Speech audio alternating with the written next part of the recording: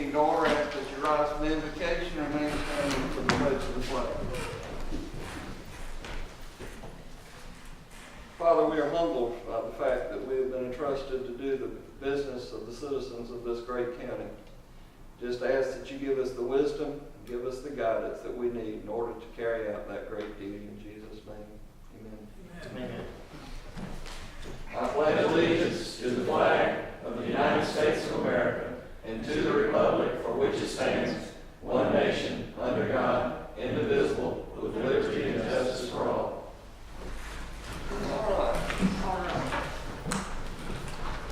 All right. Consideration of a resolution to approve the agenda. Number 4. There are 2 items that I would ask the board consideration to add under old business. Item number 2. If y'all will remember, we had something from solar farms, and the presenter asked that it be tabled. Well, he's asking again for it to be tabled, but by our tabling policy, they cannot table it twice. So the board has to put it on there, and the board has to take action in order to table it. So I'm asking that the board consider putting that on there for that explicit purpose. We would simply table it again. Will that come under planning board for that? No, it's old business. It would need to be item number 2, old business, because it was from our last meeting. Basically, it's probably better to say that it was tabled to this meeting and not put on the agenda. That's correct. So it needs to be added for the discussion and then the issue of how to deal with it. That is correct. Thank you for that clarification. I didn't put it with. And the next item is we need to add number 11 for another possible budget amendment to be considered by the board for the building department. Whether the board wants to approve it or not, we would like to advertise for another building inspector, and because of changing personnel, it's not that much money, but it's going to, you have to have a budget amendment, I found out, before you can advertise for the position, even. Mr. Chairman, I'll do the budget amendment and realign. Yes. There you go. Y'all keep me straight. What do you mean by realignment of? Realignment of personnel from one department to another. Well, it's all within one department, this realignment of personnel. Yeah, reclassification is probably the better way of saying Reclassification. But anyhow, item number 11, I'm asking that be put on there for that purpose. If the board would consider those 2 items to add to the agenda. New business item number 11? Yes, please. Old business item number 2 is to have what? Added a solar, but is there a name for the name of the solar?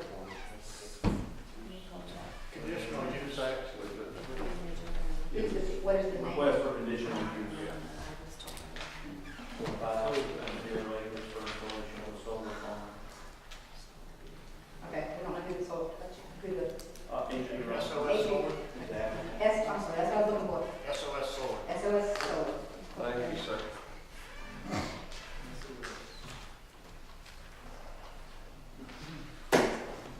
It wasn't Inman? I seem like I remember a name, Inman, so. That's another one. Yes, I think they're creating a corporation for this specific Okay. job.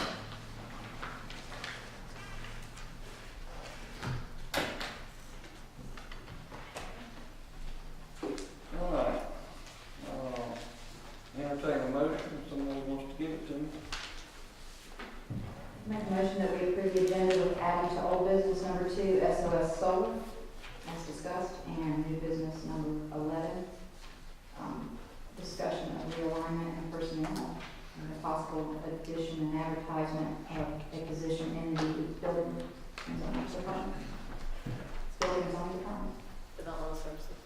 I'm sorry. It's developmental services In developmental services. and I'm trying to catch up. It will need consideration to approve, not necessarily discussion. If you said discussion. I didn't indicate either. Okay.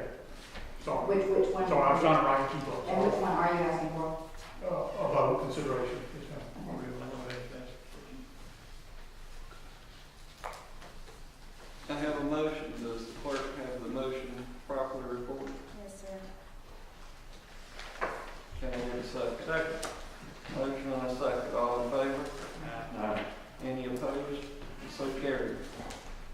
Next item, consideration to approve the minutes for the October 28th, 2013 Policies Workshop and the November 5th, 2013 Commissioners Meeting.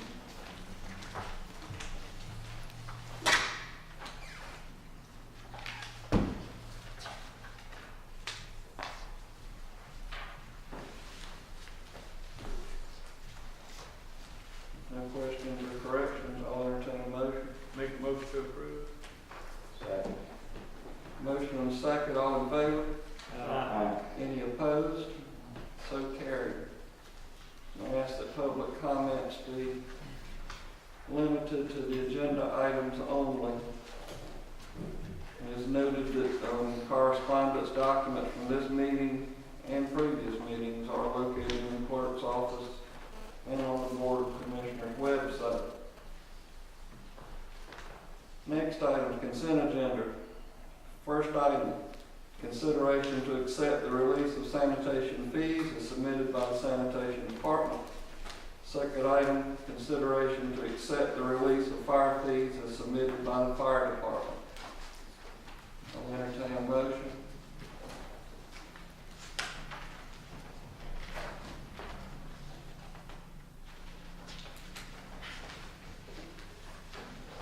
Make a motion to approve. Second. Motion and a second, all in favor? Any opposed? So carried. Under old business, first item, consideration to approve the first reading of the Effingham County ordinance regarding emergency management. This item previously tabled twice, first on 10/7, next on 11/5. Mr. Murray. Good evening. The last time this was presented, the board was very clear. They wanted a copy of the proposed ordinance in a highlighted form so we could tell the differences more clearer. You should have received that via email and probably already in your books as well. I'm having a hard time hearing you. I don't know if anybody else is. Now, Thank you. yes, sir. The one thing that I would like to add before we start discussions is 18-1, 18-36, and 18-37, numbers 1 and 2, would be active if this proposed ordinance was passed. The rest of the ordinance would be dormant unless activated by a local emergency. And at that point in time, if you chose that certain aspects of that dormant part of the ordinance should not be enacted, it just would not be. That would be a decision that you could make at that time. If these items are not in there, then we will lose our possible 2.5% funding, additional funding from GEMA in the event of a disaster. So if you choose to take items out, that's perfectly fine. But we will lose that funding. If we leave those items in there in a dormant state, then technically they're not in there unless you enact them, and we are eligible for our 2.5%. That's addressing the conversation we had today, right? That's part of This it. only is active if we declare an emergency. An emergency is declared, and that's only for that period of time. That is correct. 18-1, 18-36, and 18-37, number 1 and 2, is part of the ordinance that is always in effect. That's outlining my duties. After that, we get into a state of emergency, a local emergency that has to be declared. And when that is declared, if you look back on the local emergency itself, it actually we would put in there what sections of the ordinance you would like to enact at that time.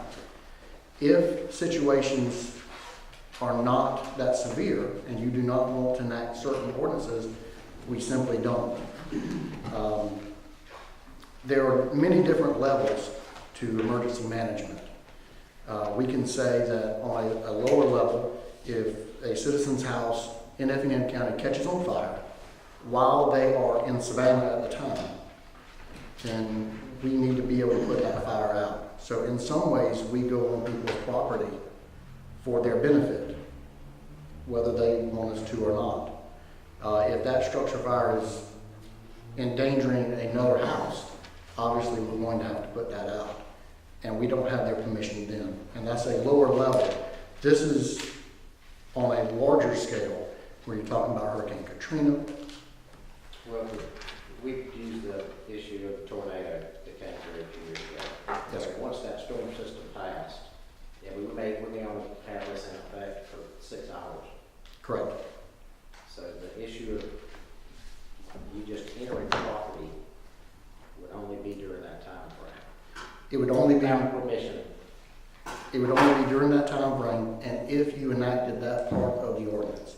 If you stated that this tornado is not big enough to dictate that we need to go on the property to assess, because we know the damage is not going to hit $13.272 million anyway, then there's no sense in us doing that, unless you feel that there are deceased citizens that need to be located. So the issue that I was hung up on Yes, sir. may never go into effect. It would have to be a pretty large emergency. So when we say you may not enact this, actually, if the board is evacuated because of the impending storm, then it wouldn't be a board decision, it would be the emergency group. The board is actually have a spot at the Emergency Operations Center to be housed. We have to represent, not the entire board. The entire board. I have accommodations for every one of you at the Emergency Operations Center if you choose to use that. If you do not choose to use that, then that's why I have your cell numbers, so I can get you on a conference call if you are not able to make that meeting. That way everyone has a voice. What happens if cell service is down? Hopefully you have a CB radio in your car. You open the door, I just walk in. So you say it's 1836 and 1837-37, that's in there, we've got to have that in our ordinance, right? I'm sorry, I didn't hear the first part of that.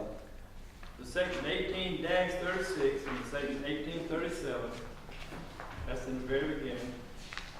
You say those two need to be in our ordinance. You stay there all the time. These others, we will put them in there as we need them, right? That is Did I correct. get it backwards? Those 1836 and 1837, number 1 and 2, are enacted all the time. They are Okay, active. that's what I was, Yes, sir. okay. But once you hit number 3, it goes into a declaration of a local emergency, which is not enacted until you deem fit.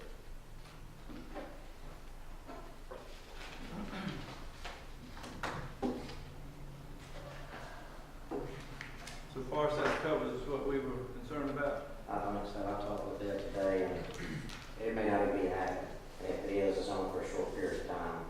Okay. And I also told you that if it was abused, that would be the last time. Well, hopefully nothing ever happens.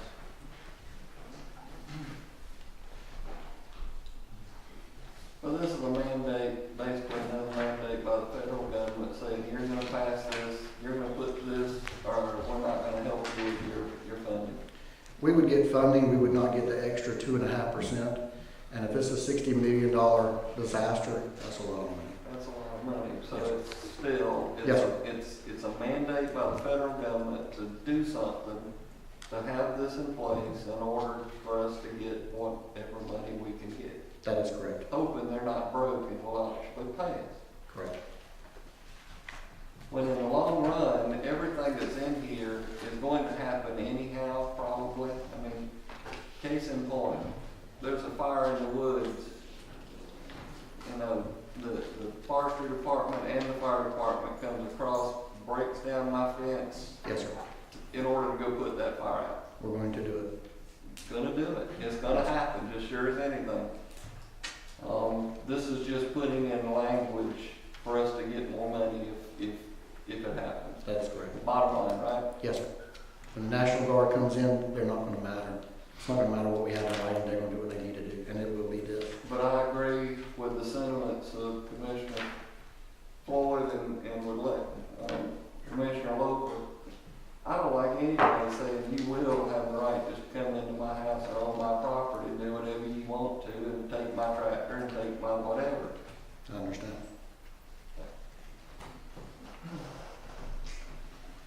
Any other discussion? Think we're gonna get something done with this one tonight? If so, I'll entertain a motion. I'll make a motion to approve alternate one to approve the Effingham County ordinance regarding emergency management. Second. Motion and a second, all in favor? Any opposed? So carried. I'll make a motion we can see Ed Meyer till March. I was thinking more towards June. July. Yeah, after budget season. It'll be just a moment after. Ed's gonna believe he's not loved around here. All right, next item, old business is the added item number 2. In your packets that was handed out is the information on this by SOS Solar for HV Ron. Yes, sir. Gentleman called me today and said that they would prefer to have this put off until your second December meeting, if there is one, or your only December meeting, if that's the case. I don't know if that's been determined yet, but. We plan on having one. Right. Really? It worked out typically. Can we just take it off the agenda period when they're ready? Yes. If this board so chooses, but we have to take action now because they asked it to be tabled to this meeting and they can't. So if the board so chooses, you can make a motion to remove it. I think we can table it one more time because their window of opportunity is going to end shortly. So I think at the next meeting, if we table it, it'll either something will happen with it or it'll be dead. Have you spoken, has anybody spoken? So they said in December, like our next meeting was. They're pretty sure they're going to have their differences worked out by that meeting, or they will know that this project's not going to go forward. I talked to them about it. That's pretty much what I said.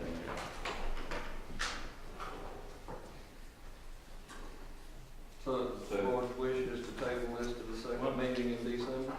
I'll make a motion to table this to either the second or the only meeting. And I think that'll be decided later. We typically only have one in December. It's on our agenda to vote on. I'll second that. Motion and a second to table to the, Next schedule, that would be the next scheduled meeting, wouldn't it?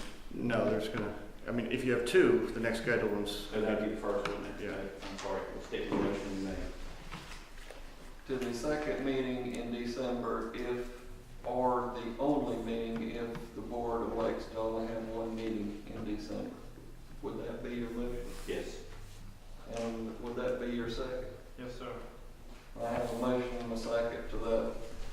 All in favor? Any opposed? So carried. Next item, new business, consideration to reappoint Linda Wright to serve on the Aging Services Advisory Council. Ms. Stephanie, you're presenting this? Yes, sir, Mr. Chairman. One of the functions of the Coastal Regional Commission is to provide programs for older adults and caregivers in our region. One of the requirements under the Older Americans Act is the state Office of Aging Regulations is to have an active aging services council. Ms. Linda has requested and submitted documentation, which is in your packets, to be reappointed to the board.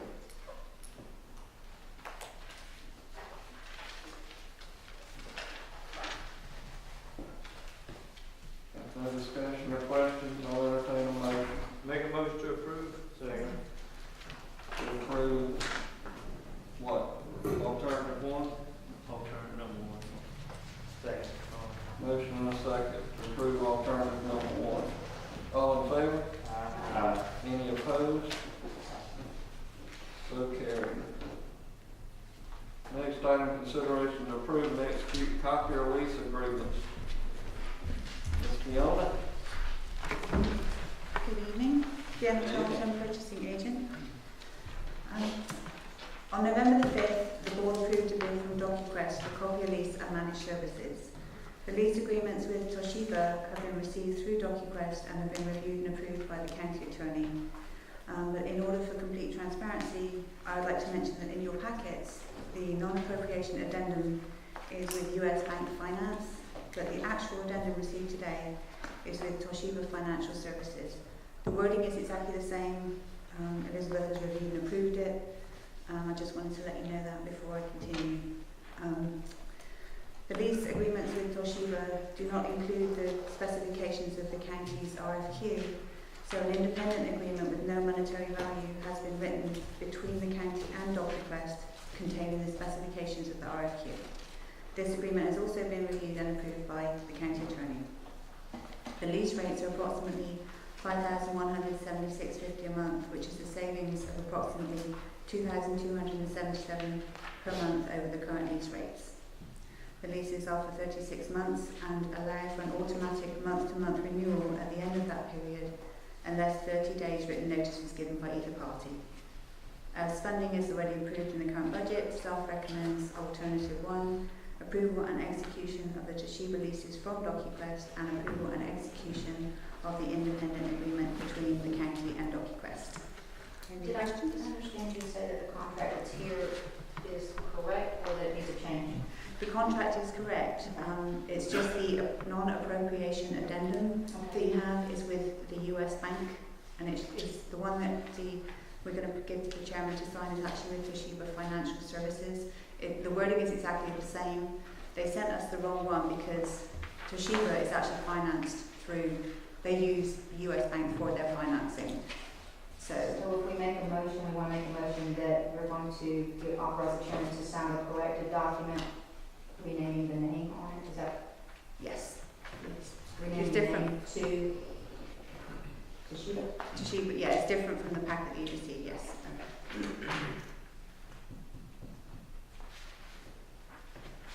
Any other questions? I'll entertain a motion. Make a motion that we approve alternative number 1 as suggested and give the chairman the authorization to sign the document and addendum with the correction name of Toshiba. I'll second that. Have a motion and a second, all in favor? Any opposed? So carried. Thank you. Thank you.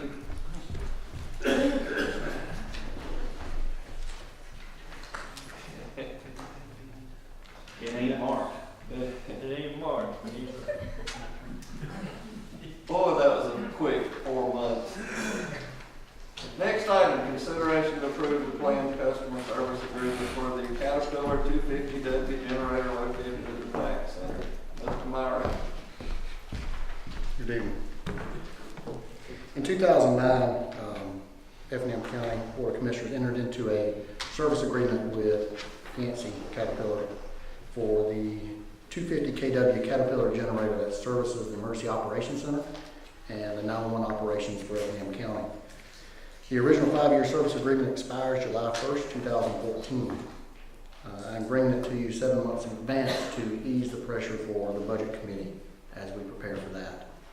I'm also providing you options of 1 year, 3 year, and 5 year, so you can better plan for the expenditures.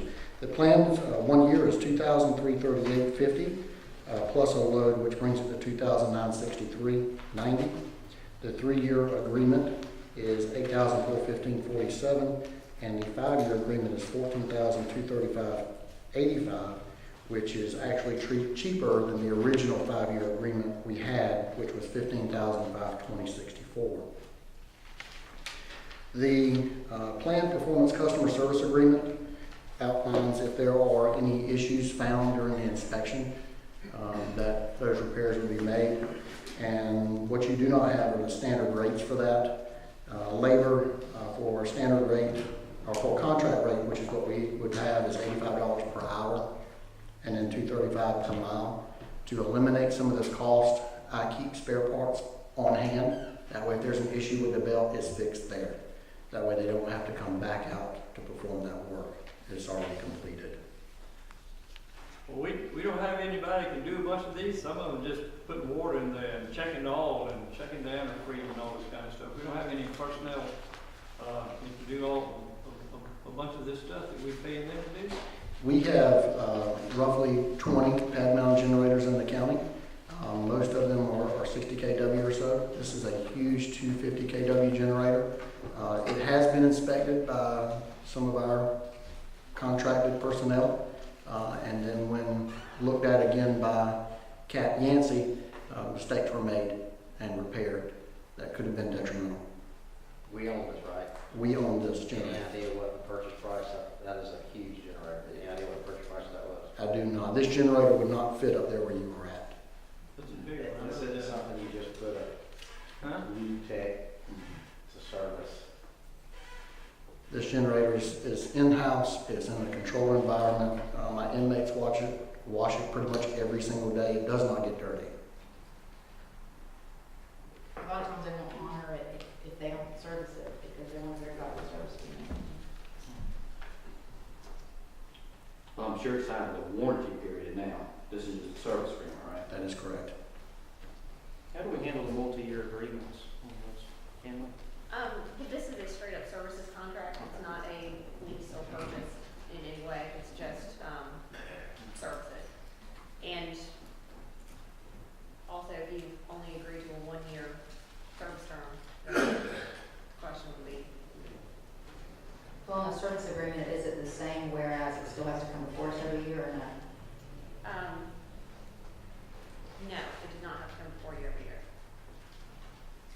And you've run this past the finance director as far as budgetary concerns. Y'all have had a discussion? Everything has been sent over. We talked about it briefly.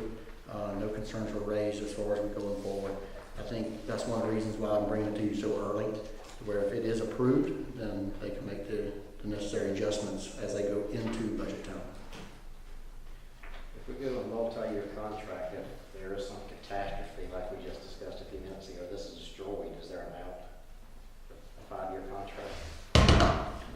There is a termination clause in there. Yeah, this There's nothing there to service. That's what I'm asking. You don't have. is the emergency operations center. Nothing's going to happen to us. Well, if our existing agreement expired July 1st, 2014, how much is it costing us this year? The original contract, and I probably do not have, on year 5, it was $2,614.81 for 2013. Okay, so,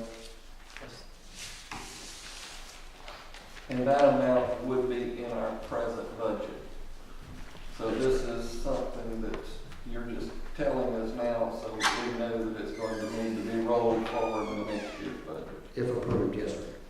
if approved.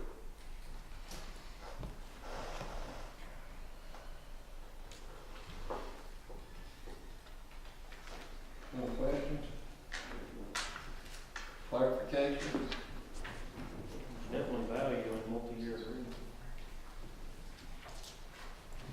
It's not increasing it that much per year if you go with the 5-year.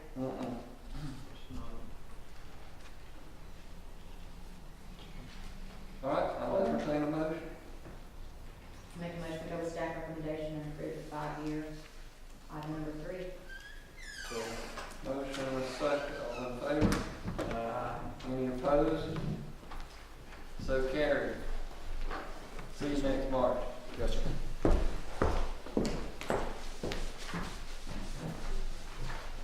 So, I'm still asking questions.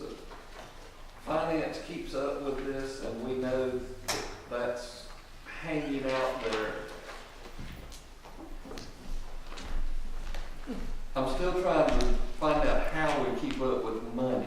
There are several different pieces that involve keeping up with these service agreements and contracts.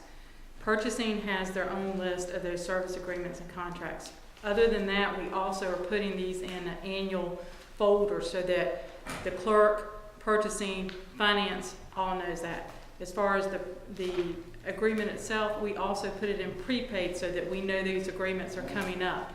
We are also going through and isolating these agreements with a particular GL code so that the department head is aware of those particular agreements that are specialized agreements, and we are aware of them, so that when we're going through this budget process, these things come up every single time. So when That's this what we're board just took that action, you're taking that information, purchasing's gonna take that information, and it all gets dissimulated to where June, July. That process has started over the last few months.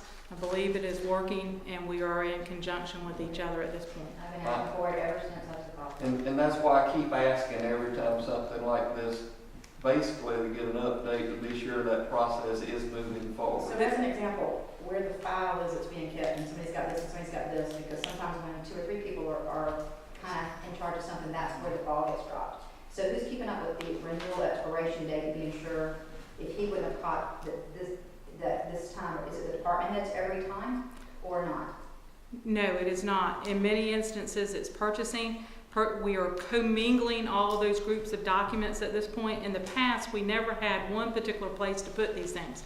At this point, we have a server and several folders that purchasing has access to, finance has access to, and the clerk has access to. We hope to do that same thing with the departments in these budgets, so that those documents likewise are in those budget documents, so that as we're looking through this every single year, there are at least 3 people cognizant of those issues. But I'd like to be sure that in that computerized folder, there's some kind of, the expiration date creates some kind of alert that is given, that alerts you in advance, probably 3 months in advance, that it's going to expire, something like that. We understand, and I think Fiona at this point is also putting it on her calendar as such. I know that I have started doing those same things, and with having it as a separate GL code, then as we go through that budget process, it calls our attention to it also. Yeah, there's no way to keep up with it if you don't have it where it alerts you, you're not going to keep up with it. We're slowly going through it and trying to do that so that I have an alert like 2 or 3 months in advance, so we've got time to bid out or whatever. But we're getting I know there's old stuff and we've got to play catch up to get there.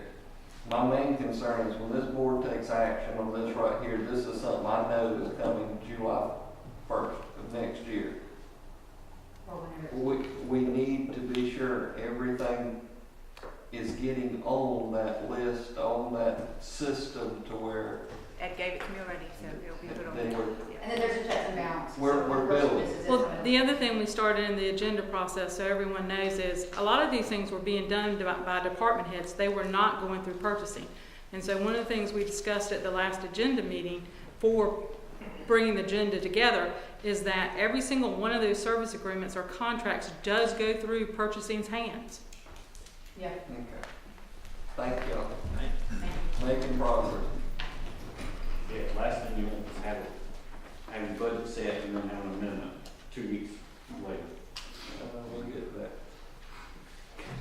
Next item, consideration to approve to cancel the December 3rd, 2013 meeting and change the December 17th, 2013 meeting to December 10th.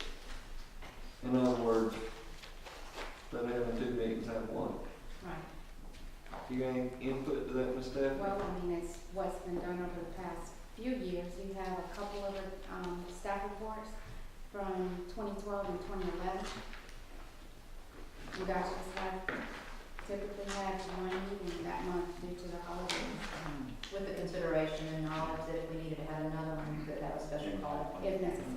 I think that's kind of what we've been saying is, unless the load presents itself, that it's more than doing 1 meeting or something. I haven't been here, so, I haven't been party to that, but I have asked our interim administrator, and he seems to think, in talking to him, and you correct me in public if I'm wrong, but we got plenty of stuff to try and clean up and get out of the way to have 2 meetings. And if you disagree with that, then please correct me. We certainly have plenty of things that can occupy y'all's time if y'all so choose to do it that way. One thing I would muddy the water with real quick in regards to this conversation is now's any, I will ask y'all at some point if y'all consider having either a workshop, a call meeting, or leaving 2 meetings in December so that we could take some action on the request that the city of Rankin's made in regards to this fire station, so that we could just give them an answer one way or the other. Don't know if y'all either want to or feel comfortable doing that in one meeting. If you want to have a workshop to try to disseminate any information, answer any questions, and come back. And then you may recall that some months ago, we brought the development manual before y'all, and that was put off until today. It was moved again because of Mr. Wills being here to the first meeting in December, which may now be 1 meeting. So there'll be some time there.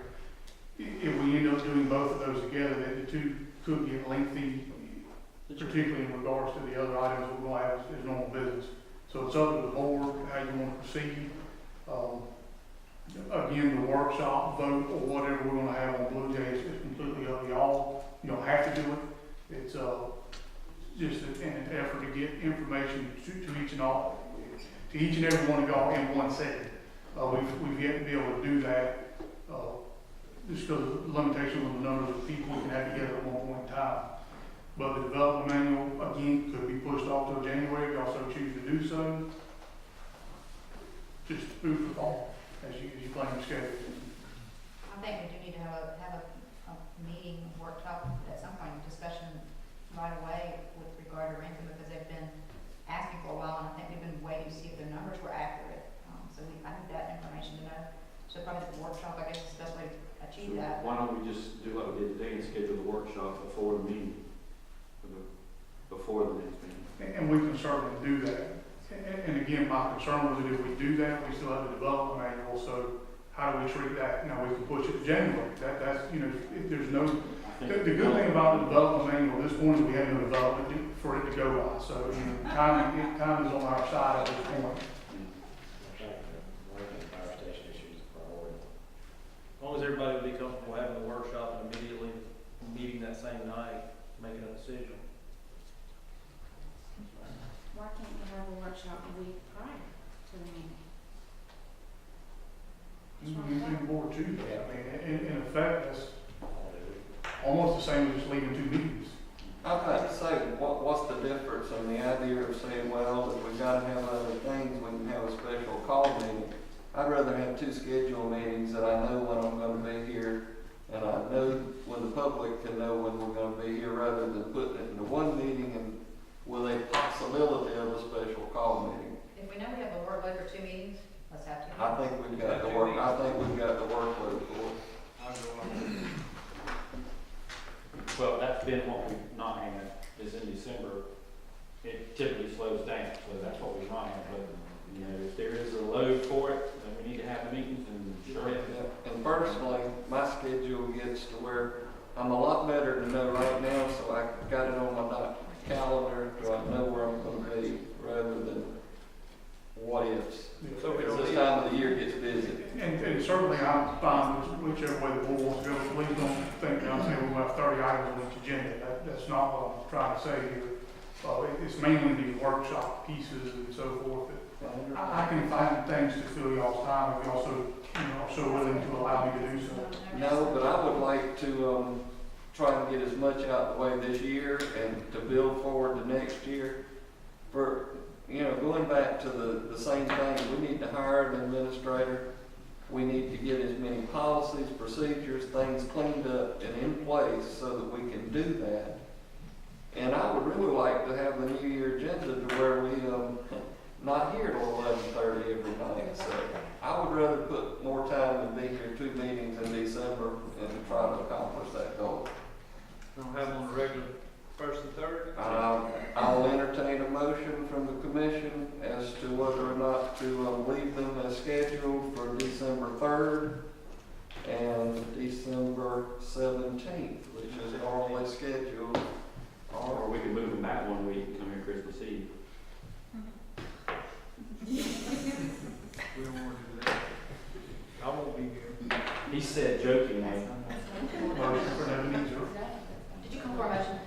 I would entertain any motion this board wants to go, but I would love to hear that motion if someone so chooses. Mr. Mason, did you want to make a motion? Well, there is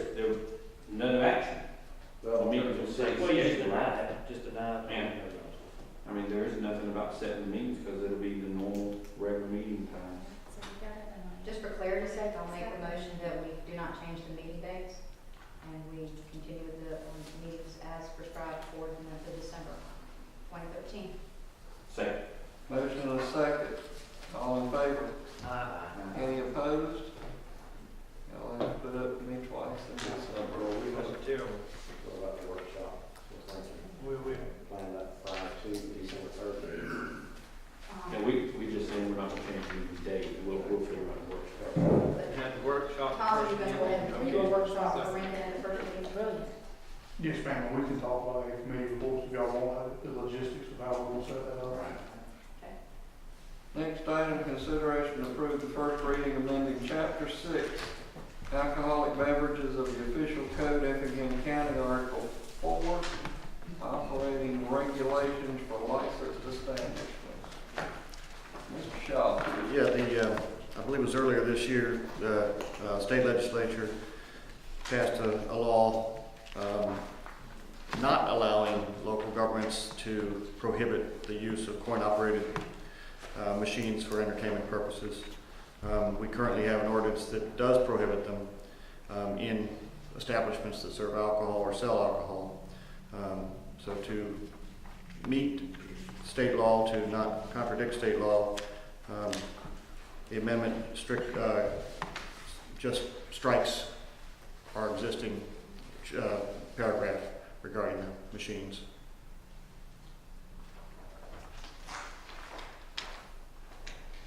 I would ask our attorney, am I correct? Counties can enact ordinances over and above the state, correct? Counties can, but not when it's in conflict with state law. Okay, And in this case, the new law that was passed earlier this year was in conflict with the ordinance that we had in place. It would supersede our ordinance. all right, so this technically then is a no-brainer to where we have to pass this to comply. Yeah, we've gotten a lot of communications from attorneys representing some businesses in Effingham County and The companies that sell the companies machines. that sell the machines asking us to change the ordinance. We've actually gotten a lot of communications about that. And they sent a proposed ordinance to George, which I felt was just sort of long and unnecessary, when we could simply just strike the one paragraph in the entire Effingham County Code that dealt with coin-operated devices and be in compliance with state law. Now, the board can, if it chooses, pass additional ordinances to regulate them in certain ways. The board can actually ban all Class B devices from the county if they so choose upon 60 days notice to any business that is currently possessing them and operating them. But that would be an entirely separate ordinance that would need to be passed, and a question that y'all can determine another day. What are we talking about, video focus, that kind of stuff? Your original ordinance banned coin-operated devices in establishments that sold alcohol for retail package sales. So I believe that the original ordinance was aimed at video poker machines. When you're talking about coin-operated devices, though, it's everything from pinball machines, to jukeboxes, to those video poker machines. Basically anything that you can stick a coin in and play a game or play music or anything like that. Does anybody in the audience wish to speak to this item? Didn't know if anybody had any input. All right. If not, I'll entertain a motion.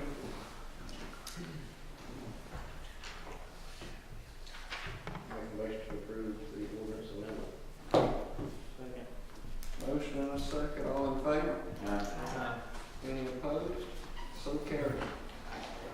Next item, consideration to approve the first reading amending Chapter 75 of the official code of Effingham County and approve an amendment to the schedule of fees to reflect an increase in residential meter fees from $500 to $550. Mr. Leota. Thank you, Mr. Chairman. Currently, as you stated, residential drinking water meter fees are $500 per meter. These include the box, the radio transmitting device, and the meter itself. It also includes installation by county staff. At this point, the way the ordinance is currently written, commercial industrial meters and all reuse water meters are under a separate section. In essence, basically says cost plus $100 is what we're supposed to charge for commercial industrial drinking water meters, and all the reuse meters. Two separate things we're looking at here. First and foremost, the cost of the meters that we are installing has gone up. The prices that we have received in the latest invoice from our sole supplier is up to a total of $510.92 for the total meter, box, and radio unit.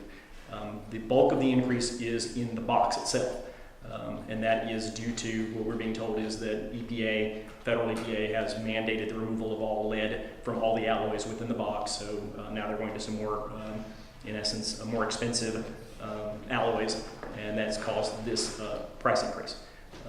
So we are at a total of $510.92 for the equipment that we install. Doesn't include at all anything for installation at that point by county staff. So the recommendation would be to increase the meter fee such that there is actually recovery of costs plus recovery of the cost for the installation by staff. The other thing that we're doing here concurrently would be a small change in the ordinance to change this part about residential reuse meters. Because we use the identical setup for residential reuse meters, they're the same price. So essentially, it makes more sense to have them under the same set of ordinance, so that, in other words, all residential drinking water meters and all residential reuse meters that are all the same size would all be for the same price, and then all commercial industrial ones that are variable by size would be this cost plus $100. So that's what you're seeing in front of you is a proposed ordinance to massage the language of that ordinance to make it such that it applies to both both residential drinking water and reuse meters separately from commercial drinking and reuse meters. Does that all make sense? It may show that in here, but is the reuse meters currently $500 also? Reuse meters are currently being billed at $500. So that technically is not what the ordinance says. So this would clean up that particular issue and allow the building inspection staff to sell reuse meters for the same price as drinking water meters in a residential setup. So they're being charged that, but the policy doesn't align with that. Correct. The ordinance as written does say cost plus 100. So now that the costs have gone up, it actually technically should be $610.92 per reuse meter. So we would want to make that the same. It doesn't make sense to do it differently because it's the exact same setup. So why should it be two different prices? I would assume that the cost plus 100 was to pay for the meter and $100 for personnel and our time to go out and install. That is correct. And I can tell you from personal experience, most private water companies are charging somewhere around $150 in labor costs to go out and install meters. Certainly don't object to that. I would not think so. My thing is to make everything that is fee-driven self-sustaining. I agree. My question is, where do we come up with 550? I mean, that was just simply because we've increased it by $50 increments in the past, and we didn't want to go overboard and try to suggest a large 20% increase in meter fees without some sort of input from the board. But if that's what the board prefers, certainly I don't disagree. The next thing is, how much of that cost is the box? I mean, as shown in the staff report, the box is currently $258.42. Why can't you use a plastic box? We have used plastic box in the past, and they fail repeatedly. You would take a simple riding lawnmower right over the top of it, and it crushes it. No, they are not about the plastic box, but the metal lid. The ones we have used in the past, we've used many different types in the past, from entire plastic setups to metal bases with plastic uppers to metal bases with metal lids and plastic uppers. We buried them in the past. This was several years ago, and we've come to the conclusion that the only ones that hold up are the full metal boxes. So all we're going to be doing is if we went to a plastic meter box, yes, it would cost the customer less up front, but we're just going to go out and they're replacing it every few months because it doesn't take much of any weight on top of that box to crush it. They just simply don't hold up. Well, I would, especially with the electrical devices that are in there, when you're having the addition of not just the meter inside there, but also the radio read device. you're actually causing not just damage to the box itself, but to the radio review device as Because well. if it collapses, then It there's- usually will break the electronics very easily, yes, sir. But, you know, I would bow to y'all's expertise on this, but I put in a lot of meter boxes and subdivisions that I own the water system in. Yes, sir. And if you pack that dirt around the outside of that thing properly, it's no different from plastic pipe. I mean, the force of the earth around it, I would almost think that it's not being put in properly if it's collapsing. I would disagree, but I certainly understand what you're saying. It's not quite the same as plastic pipe because plastic pipe is buried 3 feet deep and has 3 feet of earth to displace those forces, whereas the forces are going directly onto the box itself. It's just from trial and error is really how this worked. I had the same sort of opinion when we first started putting these things in that, gosh, the amount of money we're spending on boxes seems to be a lot. Let's go with something cheaper. And we tried them. It just didn't work. So my opinion's not totally off base. No, sir, I don't completely disagree with you, right? This is just basically, like I said, trial and error. I mean, we've tried them all, and this is the one that we feel holds up the best. It does hold up the best, What is frankly. the price difference? I was gonna ask if he's doing, if It he's can done be up to a- locations, what do you A typically pay? polypropylene box with a metal top is gonna cost you somewhere around $65. difference. Yes, it can be an easily $150 to $200 cheaper than the metal box, yes, sir. So what are you typically paying in other places for the whole thing? Depends on where it is. Depends on what system. Understand? If I were to build right now in town well, see, it's tied together with connection fees and everything else, so it's kind of a hard thing. But a private water system, usually somewhere around $350 to $400. It's not uncommon in That's the what I was $400 to $500 range. We're usually a bit higher already. And that's what I'm trying to figure out, if it's a long-term value to the county Yes, sir. to put more into it up front and not have to go out there and be buying another one, maintaining the labor to fix it, Yes, sir. then it might be better to take it on the chin with the labor up front rather than having to be continuously redoing it. I completely agree. I think But, you know, if you spend less for the box, I think our labor charge is low for what we're getting to put it in, so. I disagree. But what I'm saying, the long-term gain Is that you don't have labor doing repair? One thing is about you're not having to do. And that's why I didn't suggest that we go up $100 in one fell swoop. Now, knowing that these things are going to continue to go up in the future, eventually we're going to have to go up to $600 at some point in the future anyway. Oh, these electronic meters are going, they're just, it's coupled with the brass and everything else. Yes, sir. And I can give you some historical context if you're interested. If you're not, I'll leave it out. But several years ago when we changed the meter fee last time, the meter was $102, the box was $161, and the MXU was $124. So we've had very little change in the cost of the meter itself or the MXU radio device. Most of it has been in the cost of the box. Right. Well, along with that, because in my opinion, the poly box with the metal top is the way to go. I put a lot of them in, and I disagree that a lawnmower will break that every time it cuts the grass. Well, I didn't say every time. None of these boxes are going to hold up a dump truck or a power company truck, something like That's that. where it comes Right, I didn't mean to infer every time. No, Correct. you know, and if it does, it'll typically press it down and break pipe.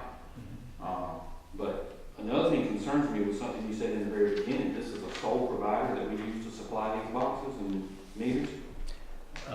Yes, we are 100% census meters with a census radio device and it's a census software program that we use on a laptop computer that enables us to read all 1,000 of our meters in the matter of a day. They That's drive past, right? correct. This is a drive-by I reading understand that with the meters. Got that? and the radio device as well. And we priced the boxes. We have. provided. As a matter of fact, we did. I got my staff got one particular cost for the same identical meter box, Ford long yoke box, $333.84 at first. So we did feel like that was a reasonable price in relation to where you could get that same box somewhere else. We're getting it at a discount from our provider. So it might be our sole provider, but it's not the sole person that we've gotten price estimate. That's correct. Okay. Right, and right, I didn't mean to infer that the box was necessarily a sole provider. Obviously, this particular provider is the only one that can provide these meters and these MXUs in this region. But the box you could get from anywhere. He actually just pointed out another way in which I would say that would probably save labor costs, future labor costs, in that we're buying an upgraded type system from what most places do, where they can go by and read it in a day. That's probably saving us a good bit of money right there. It saves us a lot of time. The people that's And errors. people that's paying for these up front are helping pay for that. Yes, sir, ma'am. I mean, it pays for itself simply in lack of errors. I mean, I can tell you the number of calls that we get for meter reading errors are so much less than they would be if we were out there reading 1,000 meters manually. I mean, we would spend all month rereading. Just as a point of interest, do you know, are these the same meters that are used by the city of Springfield? I do not know. I have never actually seen the meters that they install in the city. I could not tell you if they're the same thing or not. I was curious, and the reason I'm curious is because City of Springfield's meter fee is broken out. It was talking about fees a while ago, and their fees just went from $385 to $487.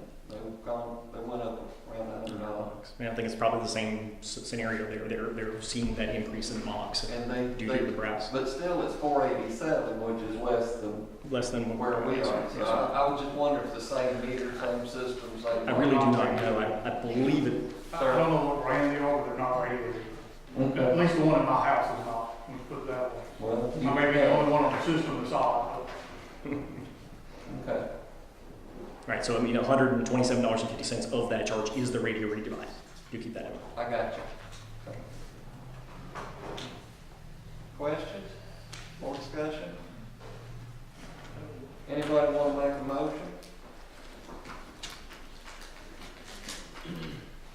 Make a motion to approve order number 1.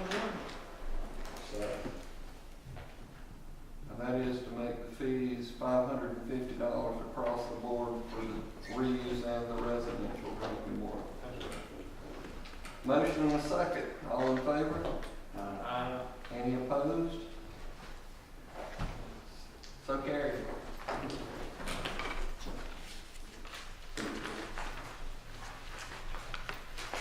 Next item, consideration to approve.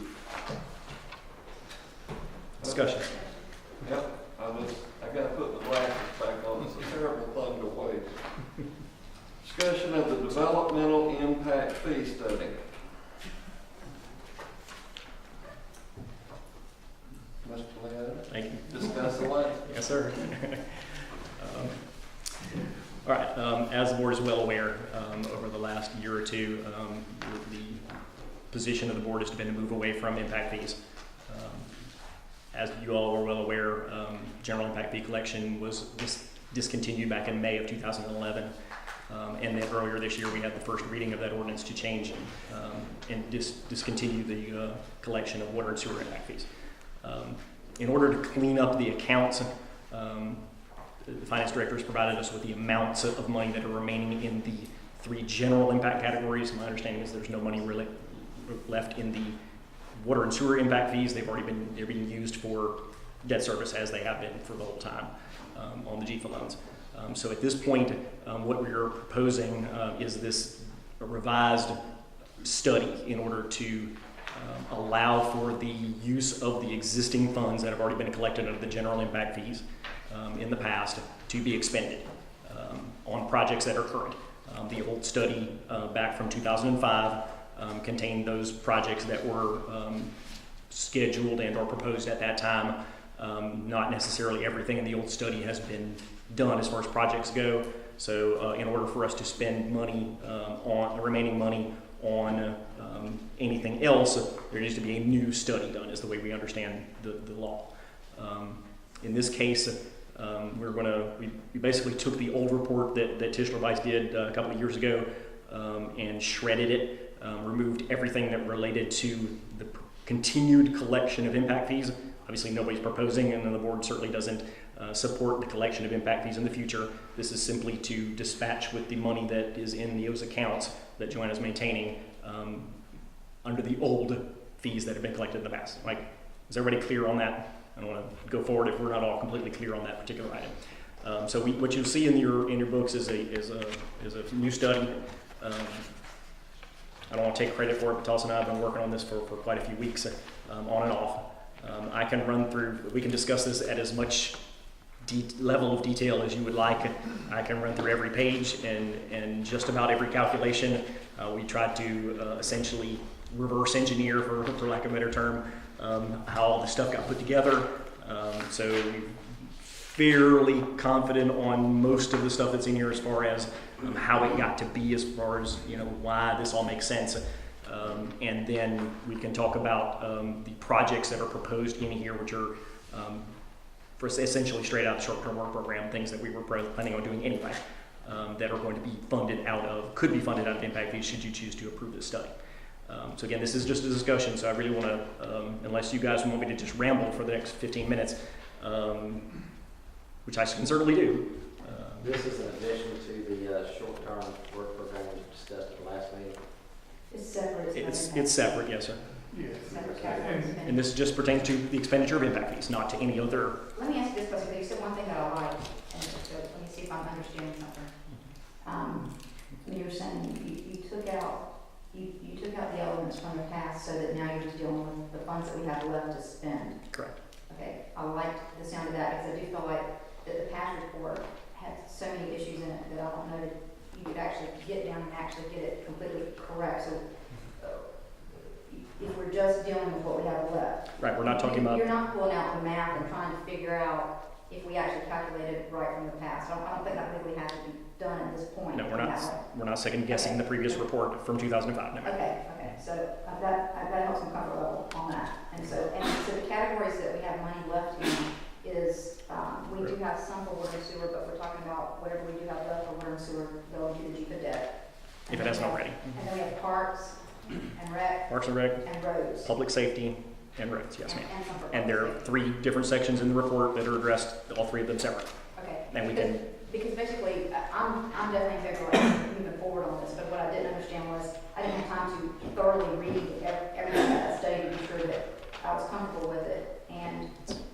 But this is just for discussion on moving forward. Yes, ma'am. Then I mean, that's good. if you all have any concerns about the 29 pages that are in here, please feel free to address them. We'll be happy to change this. By all means, I don't think that either Thomas or I would say that this is perfect or that we think it's the best impact fee study that's ever been done in the history of the world. It's just what we put together, and we're wide open to board input on this. Well, I know one of the main objectives was we had roads that we do want to put money towards, but they were in the old study, so we needed to change that, and that's happening.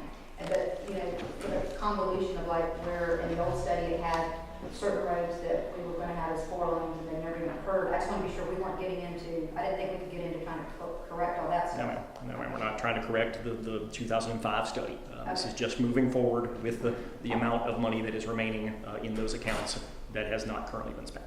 Okay. And again, these are all capacity-driven projects. You have to keep. Things that might have to be dealt with in some way, but not in this. But so that I'm correct, because sometimes I'm not. We had to redo a study to identify areas in which we could spend this money that differed from the original study. That's correct. The original study had its project lists, and this is that product. Right. In order for us to do anything other than what is in the original study, we had to have a new study or a revised study. As an example, we have a pretty decent amount of money left in roads, but the roads that's in the study we haven't actually started. Yeah. So. Right. But do keep in mind, all projects that are done under the impact fees have to be for new capacity projects that are because of new development, not just repaving an existing road. Can't go say, well, this dash road needs to be repaved. That's not a capacity-driven project. But it'll help us when we put this money on one of the new roads, then that money that we would have used for that can go to the paving of the other. Absolutely. With that being said, the capacity-driven factor here, over on page 14 of 30, under recreation, we discussed the parking issue last month, and that's addressed again with this. These fees are $231,000 sitting there. The only project I would see that would be capacity driven would be some type of development of recreation over the Atlas site. I'm not harp on it.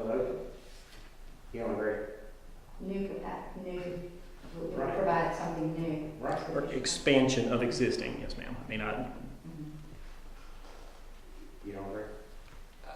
No, I wouldn't. You would have to, I think, as I understand, you would have to show population growth, you have to show things that had moved in to infant. You're shaking your head. I'm sorry.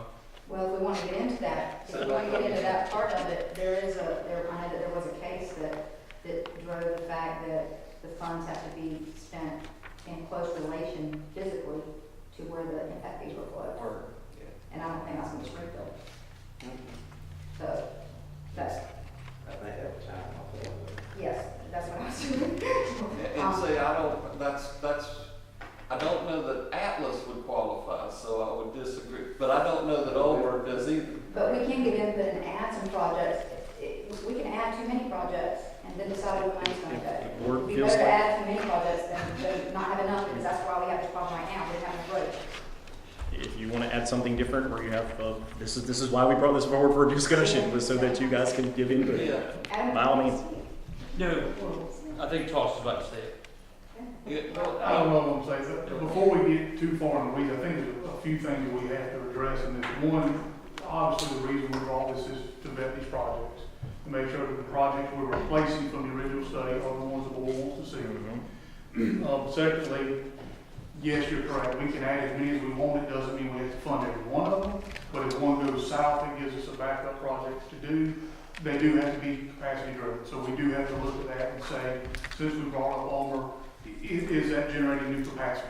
And I'm not really going to debate that tonight, that's something the board needs to look at. There's some other parts of this that I think we need to consider before we go too much farther, which is the original study had a committee of persons to go over and vet this. Does the board wish to reassemble that, either the original or a committee to run this through, have public hearings and do it that way? Do we want to handle it in this form? Some other things is, we have done this, and I will agree with Steve 100% that while we have reverse engineered this to the best of our abilities and feel fairly comfortable on how they calculated a vehicle mile travel, that translates over to lane capacity, which translates over to a house. If I were to be grilled under any extensive time period in depositions as to why that was the only method I were to look at, I would have difficulty answering that question. So I think the board needs to take a good look at staff's comfort level with defending this document, should that need to happen. Well, let me ask you this, well, let me say this in this way, and I think this is a good question for our attorney, is, we're not doing the same thing in which we're continuing to charge impact fees, and we're not doing the study in order to charge impact fees. No. We're doing this, we're adjusting an existing study in order to disperse the impact fees we have left. Does the law speak to that differently? So as far as it goes, if you were asking, do we want to have a committee, if we were going to collect additional new impact fees, we would have to, by law, have a committee.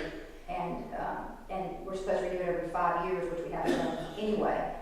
But if we're not doing it for the purpose of collecting new impact fees, but only to disperse what we have remaining, does that law still affect that we have to have a committee, or can we just move forward this way?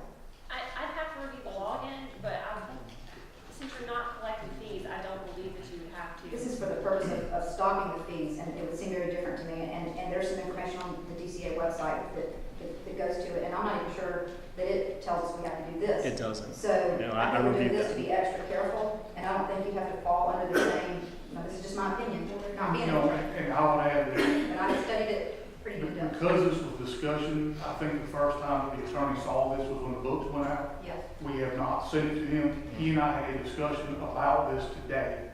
Now, and that's where some of these comments are coming from, the discussion I had with Eric earlier. And I would also say that he and I had some discussions also on even a simple way of doing this. Where what we did was using the existing methodologies and existing calculations. We could possibly even strip those parts and even regurgitating them and just simply say, here's the difference in projects. And Steve and I had talked about this.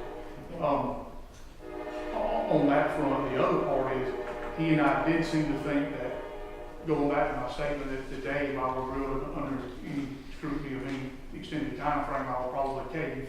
that we could probably work around that. You know, given enough time for the attorney, staff to look at this, I believe that we could all feel comfortable from a legal standpoint that we had satisfied the requirements of the law. Well, in reading what the DCA says has to be done, I think it's not as difficult possibly as we had made it, that maybe we were trying to just be extra careful. Well, I just want full disclosure to the board, that's all.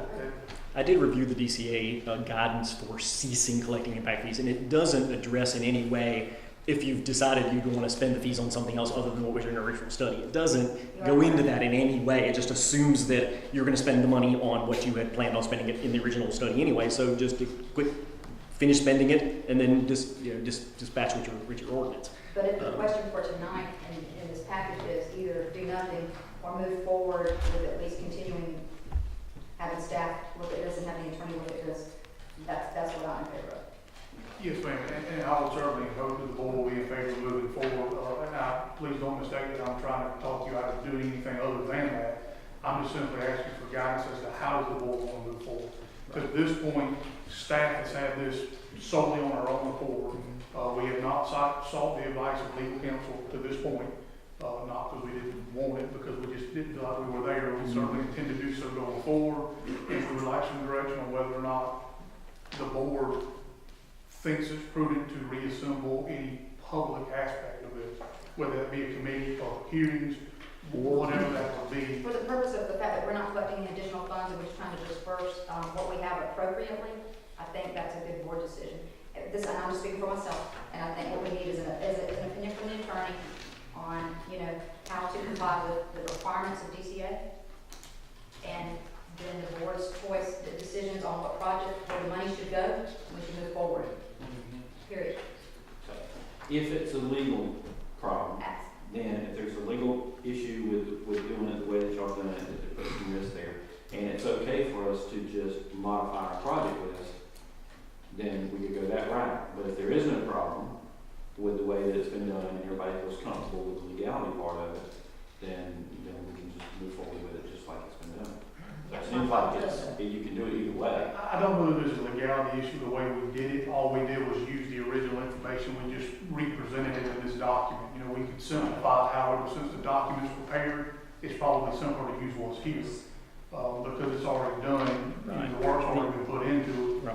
As far as the legal issue, I don't know how much time Eric's had to actually review some of those lists, even looked at it. I mean, it came out on the agenda. He and I discussed it in regard to one statement that sort of scared him to death, that we have to take out. That's what I would say is let Eric take a look at it, and if there's something that he finds holes in it with, and it appears that we can modify what we've already got, then that might be the simplest route. The assumption was with this report that we couldn't just do that. We couldn't just arbitrarily just go in there and say, okay, well, we had this report back in 2005 and we were going to scratch those projects and we're going to do these instead just because we want to.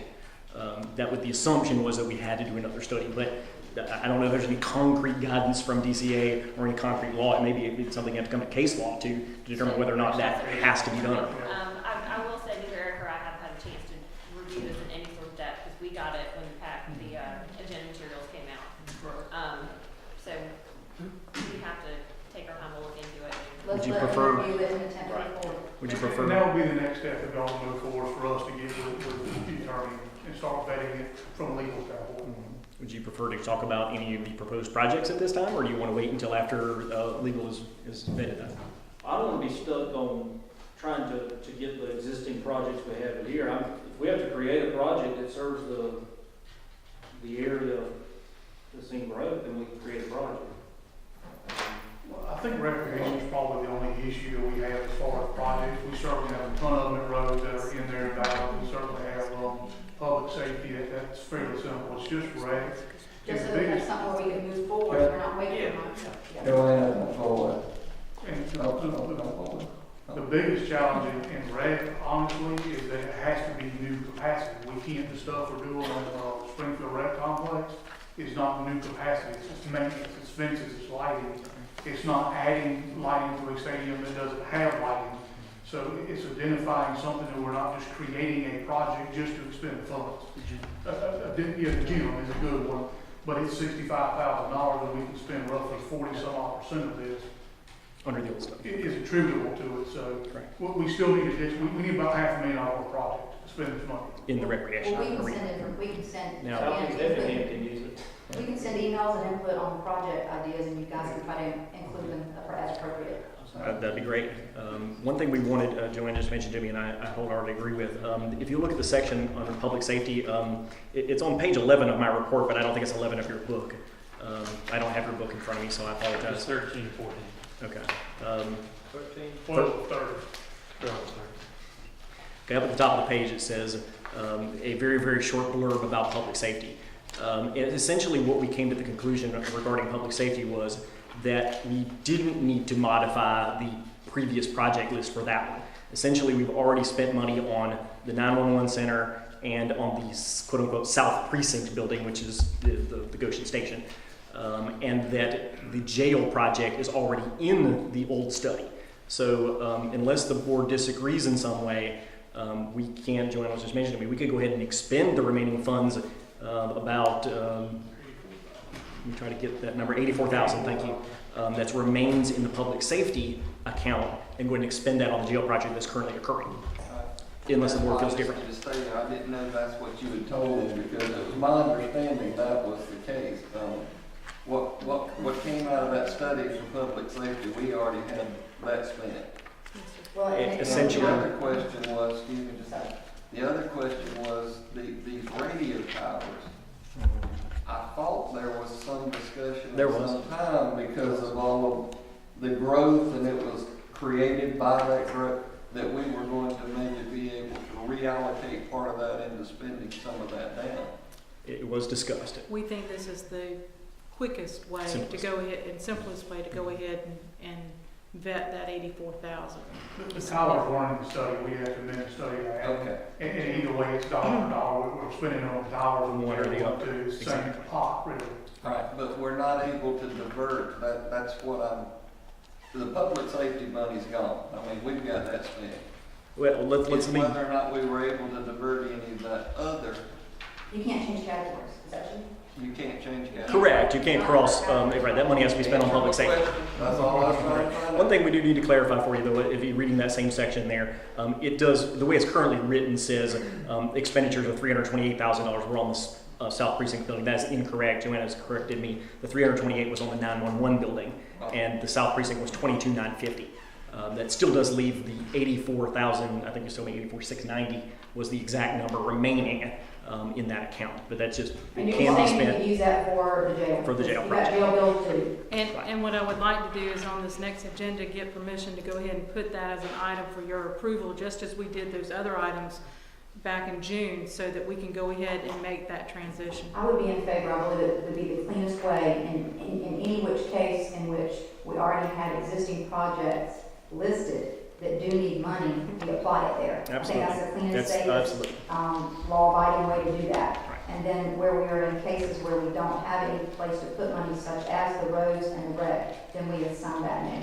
And understand, as we progress through some of this, the reason why some of that hasn't been expended on different projects is because some projects did have coverage of funds in other areas versus having none. Yes. So to answer your question, speaking for one person, I would be in favor of going ahead with that at the next meeting. Okay. Fair enough. Well, I'll speak for two. We've mentioned recreation, and certainly we're wide open to the board's suggestions on that. I'll just quickly mention to you under the roads category, since we haven't really spent a lot of time talking about that, it does contemplate continuing to use funds on the quote-unquote Burns Parkway, which is what I was referred to in the old study. We did mention in the report, or the study here, that it's no longer called that, but we certainly would continue to spend funds on that project out of the impact fee account, and also look at spending money also on Blue Jay and McCall, which is in your short-term work program. So that's where those funds would be dispersed under the current suggestion. But if you have other suggestions for projects, we can certainly take those under consideration. I'm in full favor of Blue Jay McCall. It's desperately needed. Will staff clarify my statements to Commissioner Floyd a while ago? Is it your opinion that this money could be diverted to Atlas? It's a good question. I don't necessarily disagree that Atlas could be considered a capacity-driven project, so I don't think that's problematic. I think what was mentioned about the location of it in relation to where the fees were spent, collected, is certainly something that needs to be considered. But have to be looked at more thoroughly for that too. certainly don't disagree, right? Okay. Right. But it's just everything else that is on the proposed list on the previous. I'm sorry. Yeah, parking lot, we agreed on a parking lot up here, not a park. That's not gonna be recreation, that's out. That's the one thing that is passed. That's actually a fact, that's correct about that. Under the current short-term program, right? But like Phil said, I mean, if we want to create another project, we certainly are open to that. There just isn't anything else under the short-term work program, nor anything else under the existing study that is currently a proposed project. But Nothing capacity related, so unless the board has another project that's not on that program, then that's pretty much what we're What's looking the total dollar amount for the rec that's left? at. 321. Sounds like it's 231. for the rec board. 231. Sir? Sounds Certainly, like it'd be a great question for the rec board. certainly don't disagree. The suggestions that came from the rec board before were non-capacity related. It was, The entire- fixing up. Yeah, that joint workshop we had, their entire list was non-capacity related. I was gonna say the rec board has to have an understanding of where we determine the capacity relation is and what it means. I don't disagree. Yeah. Any other I think thoughts? that's a good question for us. Please send emails, call, whatever. Well, Whatever unless input. I'm hearing something different, it sounds like this board is wanting to direct staff to complete the revisions to the study, which would include getting legal opinions and move forward with alternative number one. Unless I'm hearing something different. You're right. And just please give us whatever input you'd like. Do I need a motion for that? It's just discussion. It's just discussion. I know, but I like giving direction. I like to know that the board's behind that. All right. So I'm I think we gonna ask hear- for a motion. I think a point that Commissioner Mason brought up in the past is that we have to be careful about voting on an item on the agenda that's listed as discussion only, because then citizens don't have the knowledge that we were gonna vote, and it gives a concern. I think we hear. If it's on the agenda as discussion, Leave it into a straw poll? I think Can direction I ask is. can I ask for a polling of the commission then to? That's good. Thank you. I mean, does everybody agree Is that this is what we need to be doing? anybody opposed to staff, Is anyone to unclear? alternative number one? is anyone unclear about my position? Who the staff? I care, Vera.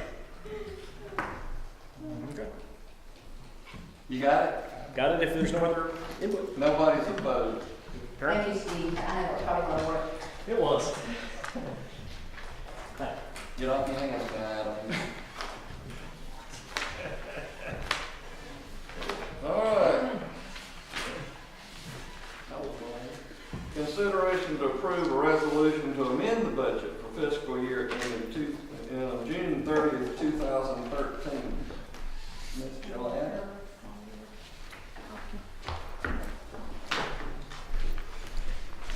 I'm gonna pass out another sheet.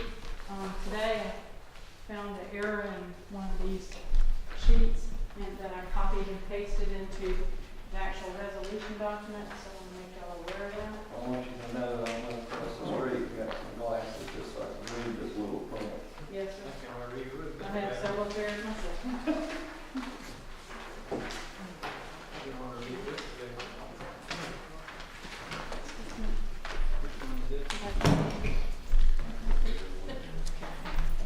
Replacement for table 2, page 3 of 7 in your books.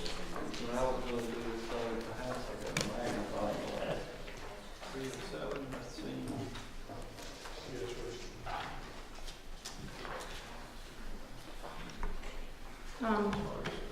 Each year, as you know, we adopt a budget. Then during the year, we do amendments to those budgets.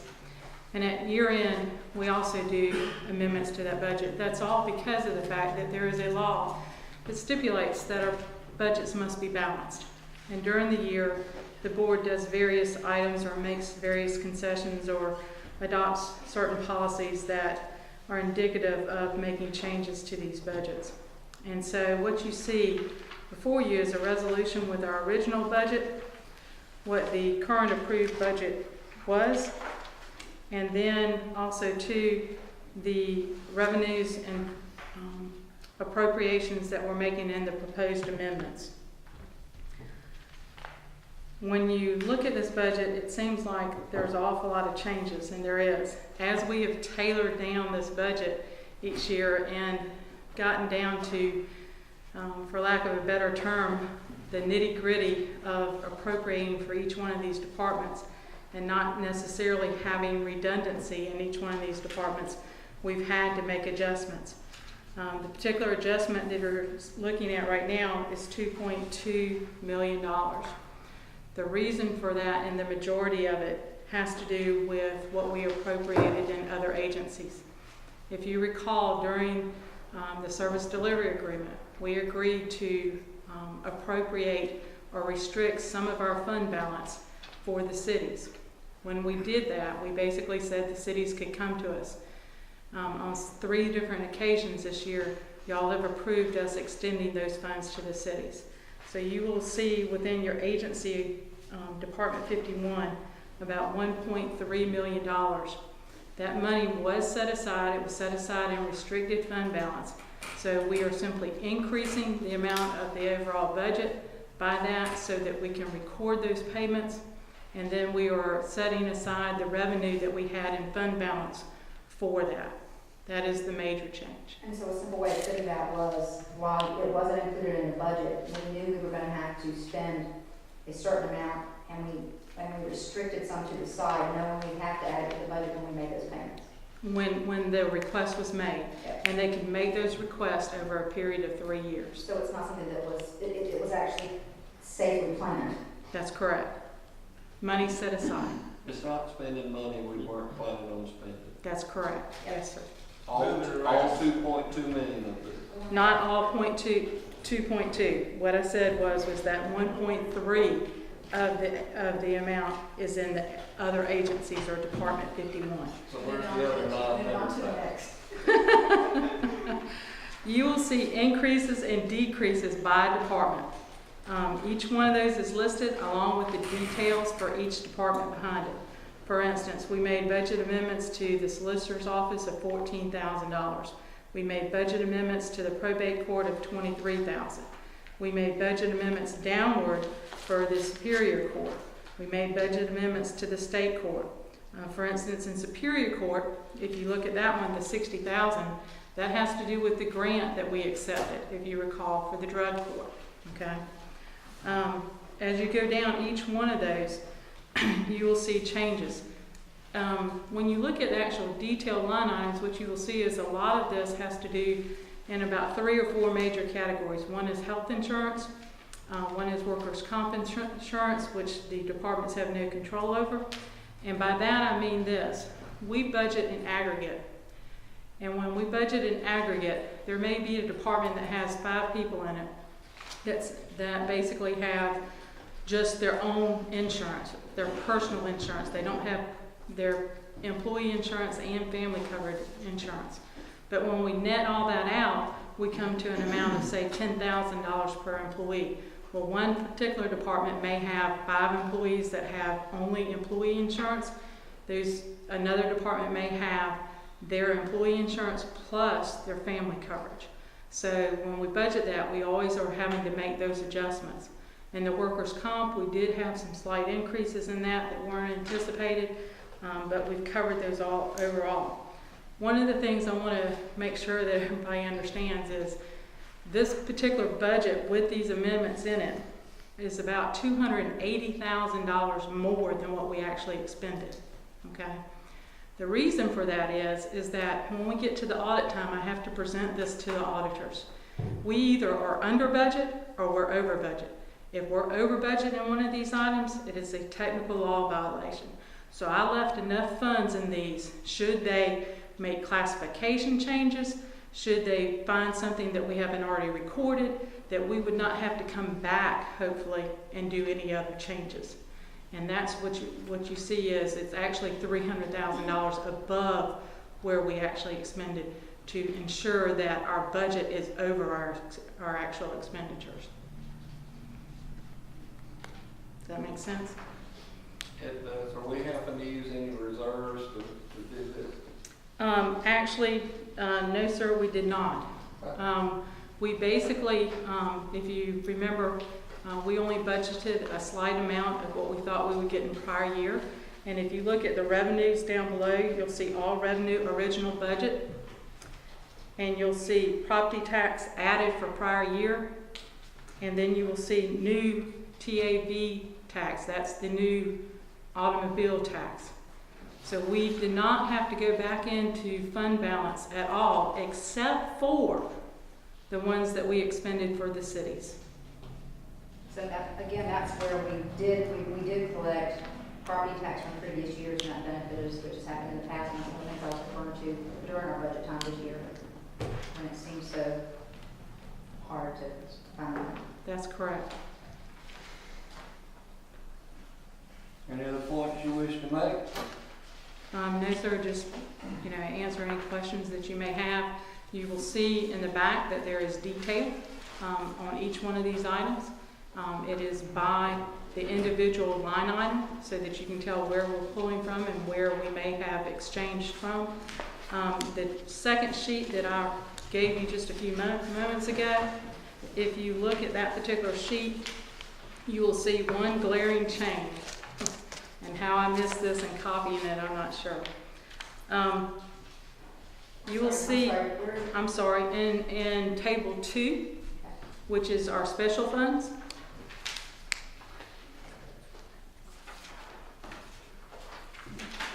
In the version that you have, you will see under SPOS roads that I had 3.5 million. I know that I copied that in there for some stuff that we were doing on some debt service when I was making some other budget amendments that are this current year, and apparently copied that into the actual document. And when I looked at it today, it was of course glaring, because what you will see is that the actual detail amount of those same transactions were $2,707,727. And if you look at the total special fund changes, it was at the $6,186,000. And so the document that you have, which is the table 2, is the correct document, and is the document that should have been copied into this overall resolution.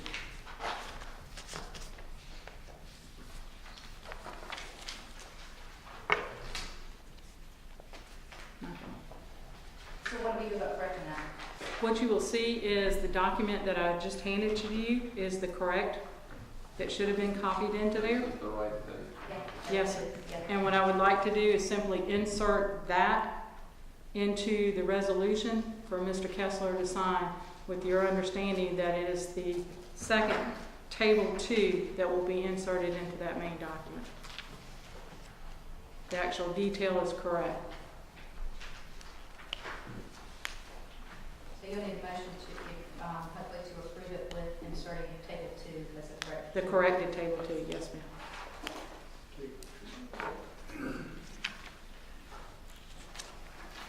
Any other questions? Motion? I'll make a motion that we approve the budget amendment as presented and insert the corrected table 2 and authorize the chairman to sign. Yes, ma'am. Second. Motion and a second, all in favor? Aye. Any opposed? So carried. Next item, consideration to approve the new travel policy. Mr. Allen? This is a follow-up to, obviously, the financial and board policies that we've done earlier. When staff began to look at those, we went through every policy that we could determine that it existed currently within the county. And the idea was to consolidate as many as we possibly could. There currently are 2 travel policies. The county has one for the board and one for everybody else, basically. And in your book, the first one that you'll see, the existing Effingham County Board of Commissioners travel policy, policy number 09-030. And then behind it is policy number 5. The first one applies only to the Board of Commissioners. The second applies to everyone else. The idea was to combine those 2 documents into one single document that applies to everyone.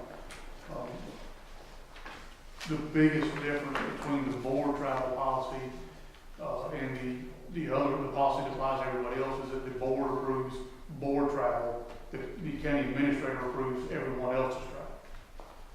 So with that being said, you got a draft policy behind that, starting on page, I guess, 8 of 11 in the book. You'll see in red.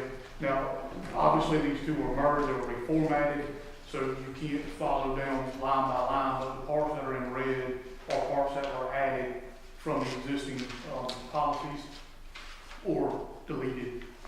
Therefore, again, the format's not exactly the same, but the rest is there. This is it's on the agenda tonight as an action item. It's not time sensitive. We certainly want discussion from the board, input. If we don't get this done tonight, certainly no big deal. We can put it back on in December, get it taken care of. There are a few things that I've spoken with a couple of commissioners on that we probably want to at least discuss here tonight and possibly add into this document that it currently doesn't have. And that being said, we can have you all look at this. If you want to just discuss the new things, if you want to discuss every bit of it, how the board wants to go through this. Do you want to share with us the items that's already been brought to your attention for discussion? One of the things we've talked about is, as I alluded to earlier, currently the board approves board travel and the administrator everyone else. It may be prudent that the board approves all elected officials, or that the board approves all elected officials and any employee travel in excess of a dollar figure that the board sets. Excuse me. When you say elected officials, you're not referring to the other elected officials like the... Yes. Currently they're approved by staff. Are you talking like the sheriff, the judges, and people like that? Mm-hmm. By law? Is that applicable? I don't believe that. I think they can, if they have money in their budgets, they can spend it how they. I don't know. I understand it can, but, and for the largest part, that's not in their budgets, it's in Department 15 and moved back. And that was, I think, one of the reasons that was done prior years. And again, if there's no approval over elected officials, then we just don't need to take a travel request from them. No, I think we've had this discussion before. Basically, if they want to travel, if an elected official wants to travel and it's in their budget, that's at their discretion. But if they're asking for us to spend money out of Department 15. But are we saying that we gave them we put money in 15 for them to pull from and we gave them no budget? Well, and I don't have the budget document in front of me, and I'm not saying there's zero budget, but it's certainly not the sum total of what all they spend. Why don't we consider looking at this comprehensively, and why don't we get a list of what has been spent for travel from the various departments, like a breakdown, like the last couple of years? Where we ran into issues with this is several years ago, when various departments would budget $15,000 or $10,000. And we found that we were not spending that kind of money, number one, and we needed a consistent manner in which they were approved and they went through some sort of process. So all of those budgeted funds were moved into Department 15 with the concurrence of those elected officials, because they then simply turn in the form. We then move by budget amendment that amount back in there, but it provides some sort of control over exactly what we're expending and to whom. I wasn't questioning it in that way. I was just pointing out that what Chairman Kessler was saying, if we would try to go that route, they have to have some amount in there, or they have nothing. Because he's like, and they have nothing at this point. They're asking for those funds. Yeah. I think let's just go ahead and deal with the big elephant that's sitting out there.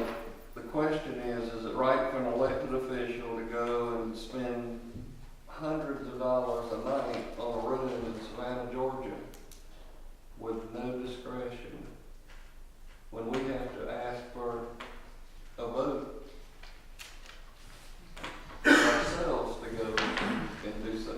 And by our own policy, we cannot, if it's within 50 miles, we can't go and stay. It's just simply to try and curb the money that's being spent unnecessarily that doesn't need to be spent. It's taxpayers' dollars that need to be spent for something a lot better than staying in fancy hotels. And that's think it would be good for us to look at those numbers and kind of get an idea of where money is being spent better than what we have right this minute. And we try to pull it, that's what we want. Probably needs. I think some people have possibly seen it, others haven't, and I know I like to be pretty. I think the other issue too is guidance for staff, because it does make a difference when we're reviewing these items as to if this particular person is doing X and this particular person is doing Y. It puts staff in a very precarious situation as to exactly what we do and don't approve. So we're saying that we can control the travel expenses of the sheriff's office, No, elected officials? no. If we're gonna give them if we're giving them zero in their budget, that they're gonna want to adjust their budget and have something in their budget for that, or we told them. Or Linda McDaniel, any of the other elected? I'm not necessarily saying we can control it, I think that, They concur with going to a zero budget, they concur with that sometimes. I'm saying that transparency sometimes reduces requests. It's possibly the way I'm saying it to expose the elephant in the room, as Chairman Kessler said. If they know that these requests come before this board, there possibly may be a difference in the requests that we receive. But no, I'm not suggesting that you can necessarily control their budgets. Control the budget. They came up here. Travel. Yes. I wouldn't think so. But we just need to look at that as an example. What are we spending on travel? We budget about $120,000 a year. Okay, Is so. what we budget, and if you look at the numbers, it's largely spent in 4 different places, so. Okay, state that fact to me. 120,000, we've got 300 employees. 350, yeah. That turns out to be $4,000 an employee. Employee travel per year. Yeah, and so somewhere it's probably being overused, so What did you there's. just say? 120,000 divided by 300. People. It's 400 Average employees. 40 general trials. It's 400. 400. 400, okay. 400, yeah. That was a raise. I didn't do my call. It's a zero, placeholder. It would be worthwhile for us to look at it for sure, because maybe we want to get back to designating each department a certain amount. And then anything after that, anything after a certain amount, they have to get approval for or whatever. We should look at it all. We need to see it anyway. Well, and again, as a discussion point, whether the board wants to approve that, whether the board just wants to see travel requests, or whether the board doesn't want to be bothered with them, it's a discussion point that I want to have, is all. Well, this board at some point decided to be transparent in what we spend in traveling. So if we choose to go to whatever, training seminar or whatever, it comes up before this board in a public forum and gets voted upon. That gives the public the right to question right then what we are spending on ourselves, which I think is fair. So if we don't have the right to do that for elected officials, then I don't really think that staff should have the ability to approve some of this travel that's being done by elected officials when you don't have the right to approve our own. Does that make any sense? Yeah, I don't disagree with it. However, I don't know that we have the legal ability to do that, so why not make them at time of budget, you know how much is being spent, you know how much that department is spending. We have to determine how much we allow each one of them to budget out. Short of the sheriff, the tax commissioners, the other elected officials, don't have that provide for public safety umbrella that gets a lot of things all encompassing. But I say at budget time next year, we look at what they've actually spent and we negotiate their budget for their department based on that. And why not put it back into their budget item for their department, and that department head then is responsible for their department And looking at or elected officials. And looking at what's been done and what's been spent, we have a good idea of what is reasonable and possibly unreasonable in that budget. In my opinion, we can help in that process at that time. I think all of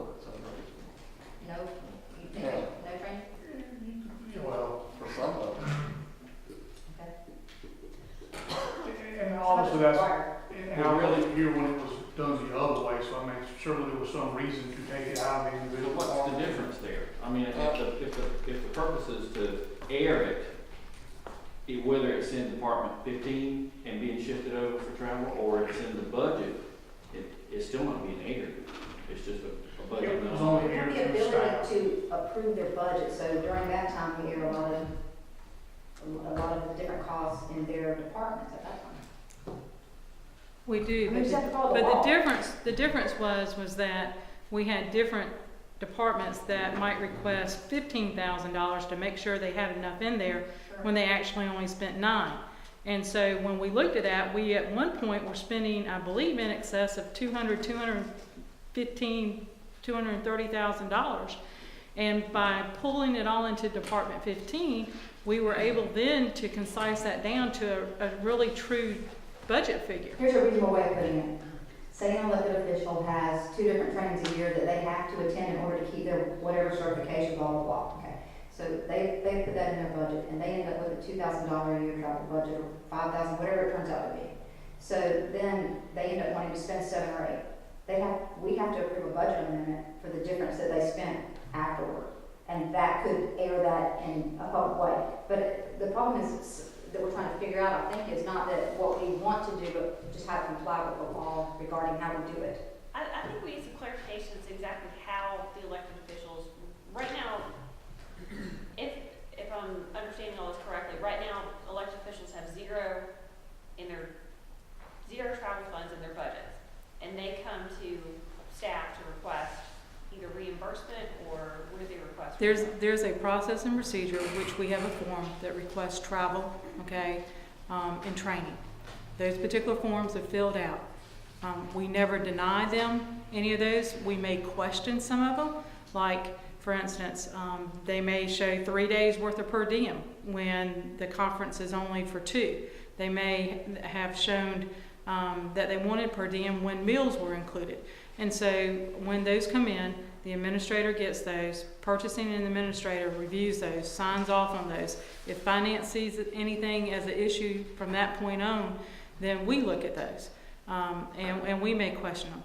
I think from the standpoint, TOS is signing off on those, or purchasing signing off on those, or finance executing those, is done as a review of those particular items. On a few handful of occasions do I remember that we actually questioned some of those issues.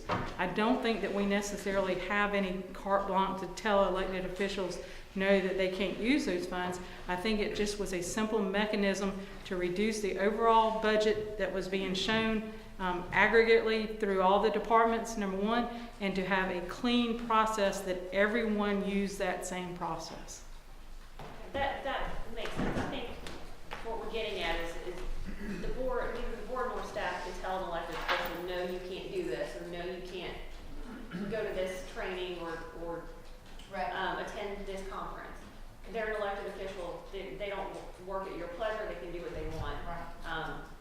But as a board, what y'all will need to decide in relation to these travel policies, do you want to keep things how they are, or do you want to maybe, issue them a set line item in their budget for travel? And if they go over that, make them come back and ask for a budget adjustment, or do you want to keep doing things the way they're doing it now? I think we need to definitely look at the numbers to see where and how we're overspending, and we can figure out the answer. And that particular part's not really covered in the travel policy itself. That's a budget issue, how we deal with the budget. The policy just simply says, you have to come to us and request these funds. Now, that would need to be dealt with if they have their own budget. There's no request to the administrator, there's no form to be filled out. It's a department head issue, how they handle their own department. So that regard, we would have to clear up. I disagree with that, though, because we need a systematic way that is the same. And to me, that's no different than reviewing anything else that comes through us to get paid. We still review those things. If we need to discuss those things with the elected official, it doesn't matter whether it's travel or something else that comes through, we still make those discussions with that elected official. It doesn't matter whether it's travel or otherwise. It's just simply a mechanism, and we move that money anyway, so they are fully funded. But when we're talking about elected official, we are talking about the elected official. All of the employees that work under them are county employees and subject to our whatever policies that we put in place, correct? That's a very valid point. And the issue is so that there is transparency and there is a form that if anybody requests what those travel expenses for, or what that training was for, that we are all in sync and doing it the same manner. We have not discouraged the elected officials from using any of those funds, but just as we would question an invoice that we thought wasn't valid on something else, we might question a travel policy. To me, there is no difference, or a travel expense. Is the point getting to the fact that maybe, whether it's elected official or not, it doesn't really matter, that there may be one office that spends $1,000 in travel, and another office that spends $10,000 in travel, and one seems, There are instances in which they must have certain training. For instance, tax assessor's office must have certain training. The judges must have certain training. The tax commissioner's office must have certain training. There are certain certifications in Jimmy's area where that has to take place. There's certain certifications that must take place throughout.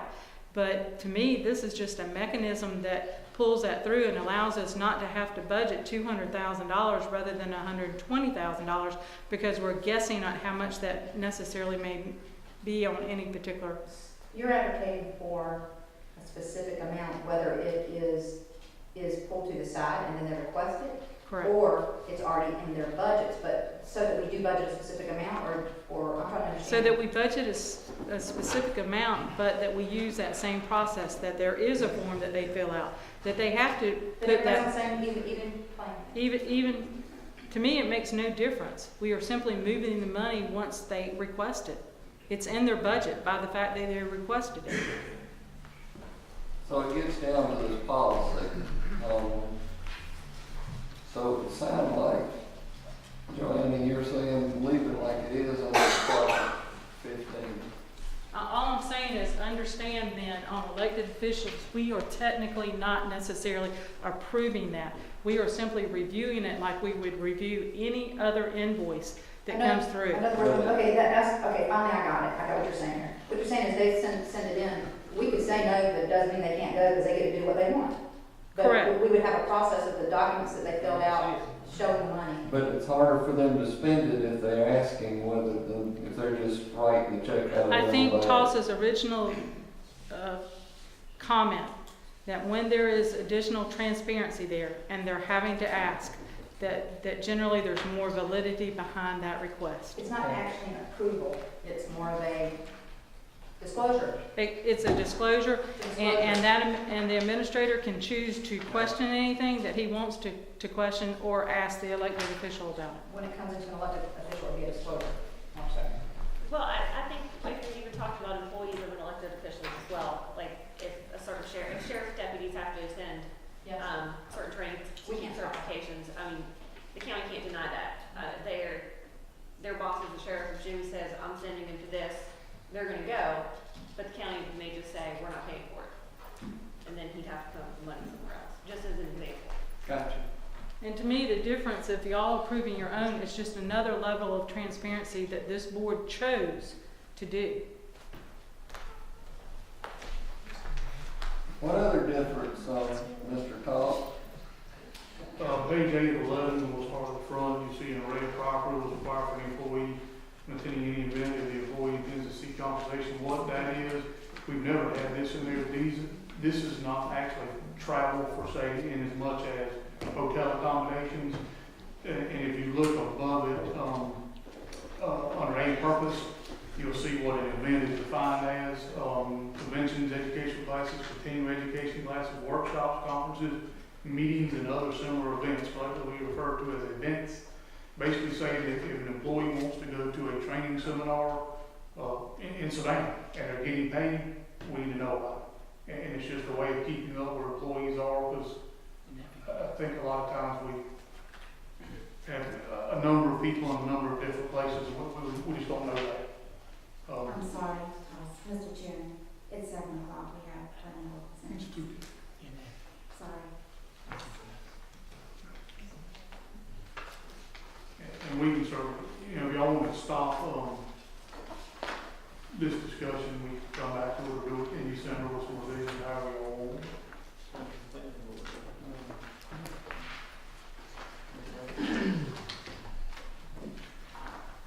All right, let's suspend this for a few minutes. But, we're gonna take a 5-minute break, and I mean 5 minutes. Item number 1, planning board recommends approving an application by Christopher Litchfield to rezone 6.05 acres located at Courthouse Road from AR1 to AR2, map number 324, parcel number 22A being in the 1st district. Mr. Litchfield would like to have this 6-acre parcel split, I believe it's 2, if I'm not mistaken. And once he goes below 5 acres, he needs to go from AR1 to AR2. And, staff and planning board both recommend approval. Any questions or discussion? Being in the 1st district, I'll entertain a motion. Public hearing? So yes. Thank you. I'm tired. There we go. Sorry. Anyone here wish to speak for or against this item? Now I'll entertain. I'm sorry. Come on. When you said something about against, I mean, what do you mean by that? Do you wish to speak for or against this item? Oh, I'm for it. I'm for it. I'm for it. My name is Philip Mullen. My brother-in-law is Christopher Litchfield, and my father-in-law, he the one who bought the land for both of us, and we was gonna get it split and try to be for putting a home on it. So I'm sorry, I misunderstood. Like I said, somebody was against it. Sorry to almost overlook you, sir. Yeah. 1st district, I'll entertain a motion. Make a motion we approve with, staff and planning board recommendation. I'll second. Motion and a second, all in favor? Any opposed? So approved. Next item, planning board recommends approving an application by Theonica J. Roberts for a conditional use located at 1742 Goshen Road to allow for a home daycare, map number 434, parcel number 6 in the 2nd district. Ms. Roberts would like to have a home daycare, which is limited to 6 children. I believe she and her mother would be involved in caring for the children. Staff and planning board recommended approval. Planning board recommended that the outdoor fence, or fence around the outdoor play area, also be 6 feet in height.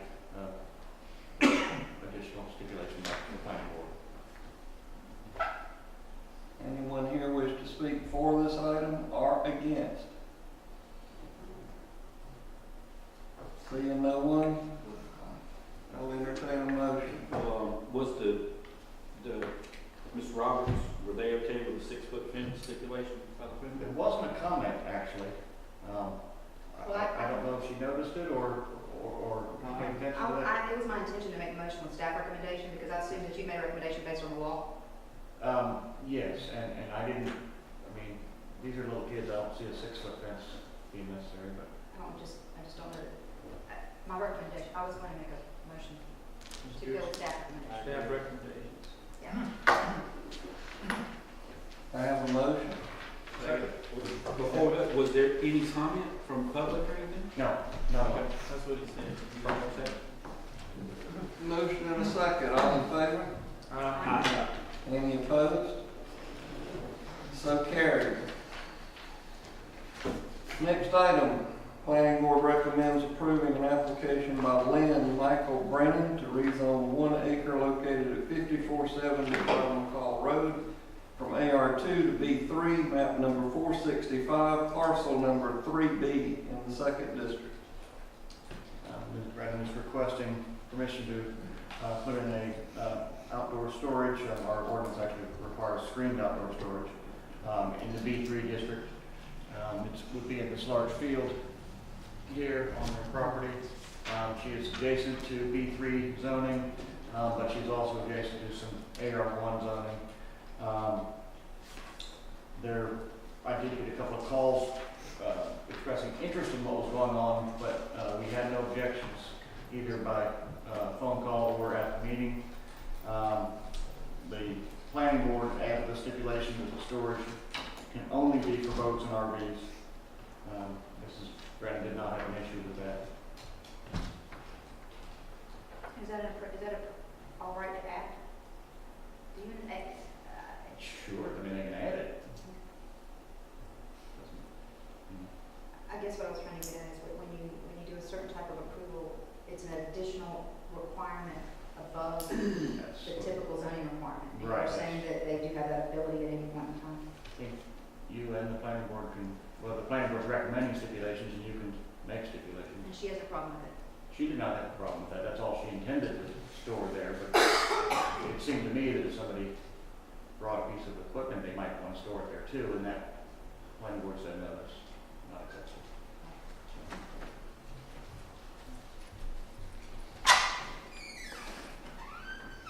Any other questions, discussion? Anybody to speak? Does anyone here wish to speak for or against this item?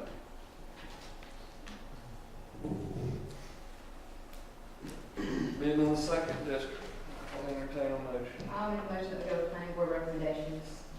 She has no problem with that. Second. Motion and a second, all in favor? Any opposed? So carried. Next item, the planning board recommends approving an application by Nancy M. Pitts to rezone 2 acres located at 720 Ardmore Oakey Road from B2 to AR1, map number 285, parcel number 6 in the 3rd district. Ms. Pitts has a parcel that had been a business on their property. The business no longer exists. They would like to rezone this and recombine it with their larger parcel that surrounds it. And staff and planning board recommend approval. Any questions? What was the business? It was a gun shop. Okay, good. Anyone here wish to speak for or against? If not, being in the 3rd district. Go ahead, ma'am. Oh. Just please speak your name. I'm Nancy Pitts, and actually what this is my house spot that we're trying to recombine into the farm. And the gunsmith shop has not been in existence since 1995. I just wasn't familiar what it was up there. Anybody else?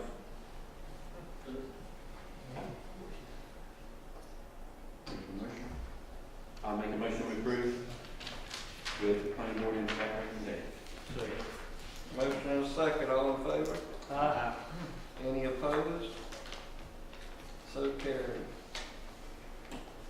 Next item, planning board recommends approving an application by Willard J. Armstrong to rezone 1.68 acres located at 1575 Union Springs Road from AR2 to AR1, map number 456, parcel number 39 in the 3rd district. Mr. Armstorff bought 2 parcels, right? He actually didn't realize he bought 2 at the time. This little parcel. Is this Mr. Armstrong? Yes. I want to step down on this Okay. because we've had some business with them, so just don't be clear. So this small parcel was split out for a fish camp many years ago, and he wants to just recombine it with the larger parcel 2. It's on the Savannah River. Any questions or discussion? Anyone here wish to speak for or against this item?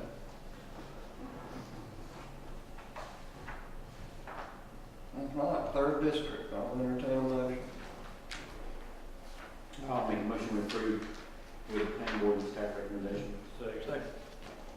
Motion in 2 seconds, all in favor? Any opposed? So carried. Come on back here.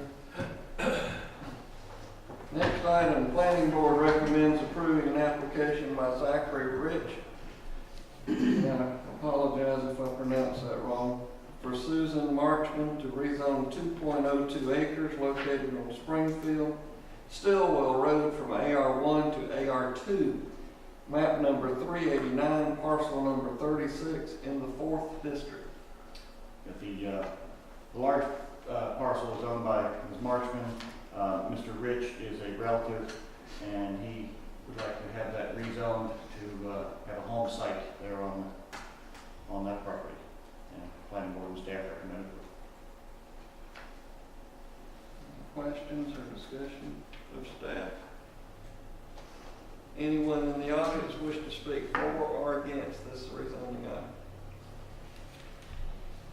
If not, 4th district, I'll entertain a motion. Make a motion to approve staff recommendation. Second. Motion was second, all in favor? Aye. Any opposed? So carried. And that will complete the planning board presentation.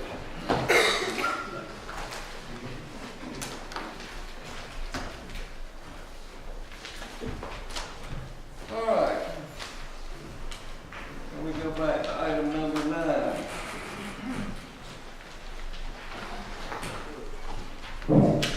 Does the board have a desire to give staff direction on this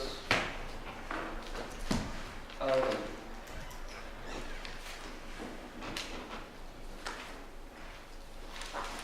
I just want to make sure there's some reporting, even within the departments we have direct jurisdiction over, there's some kind of reporting of where travel, where money goes with travel. Right now, I really don't feel like It's not even fully transparent to us. that's what, yeah.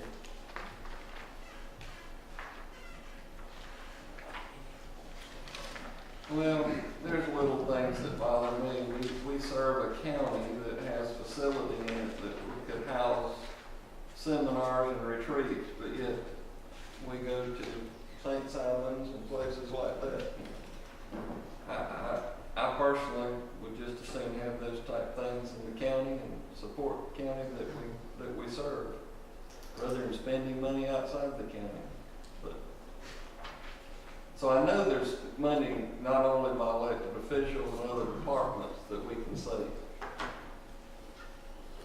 So does this proposed policy address that, and is this the document that we need to adopt, is the question.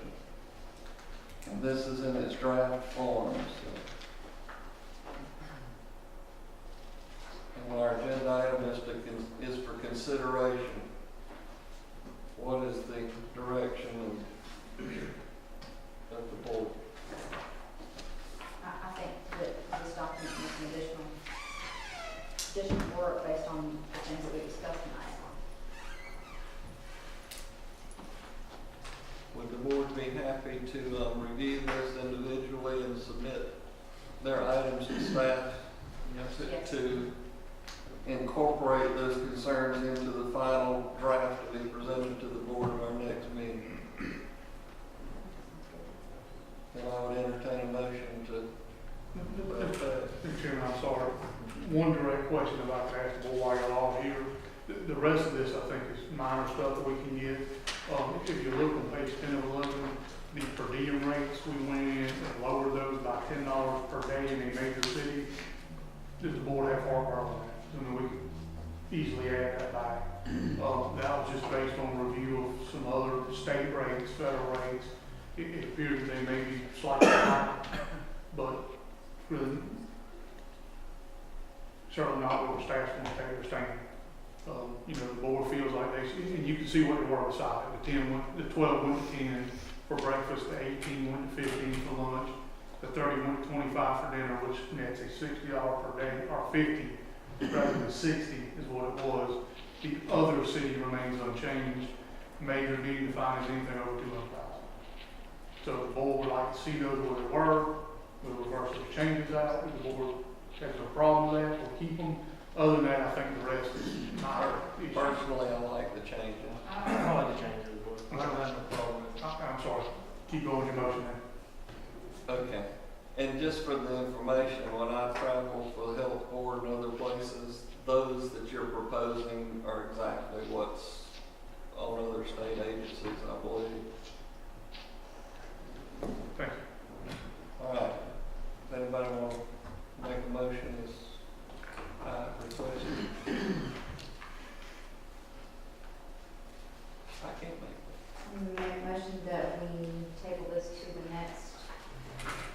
meeting with the changes discussed and with the board members providing any input between now and then.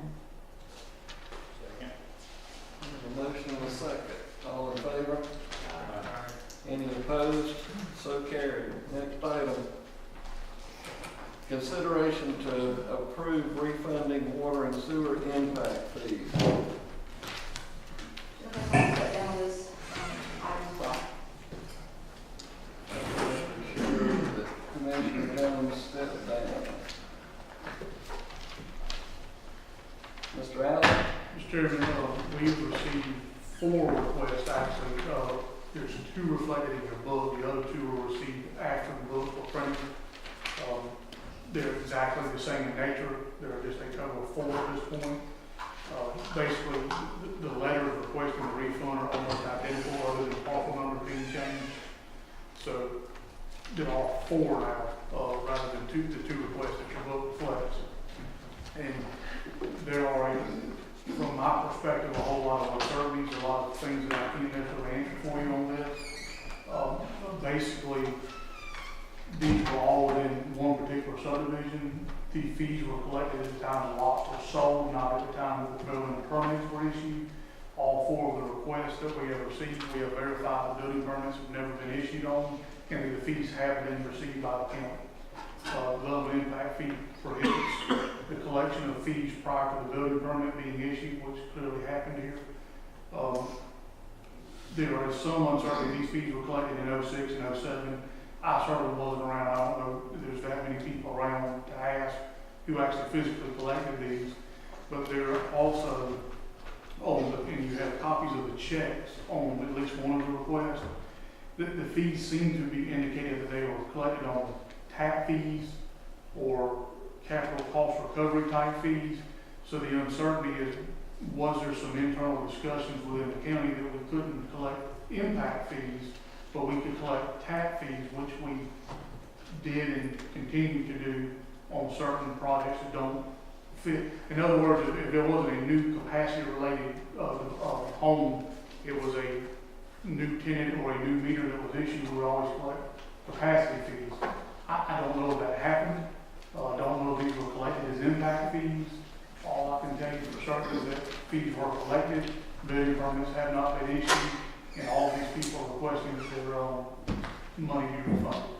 And to the best of my knowledge in checking with this, there are no bank loans, so this would be all, it's not an encumbrance by a bank on a piece of property that the bank could lay claim to. It's all of these funds so far looks to be funds that were paid by people on lots at the time they bought them, probably thinking that they were going to start building or for whatever reason, and that building never happened. So our ordinances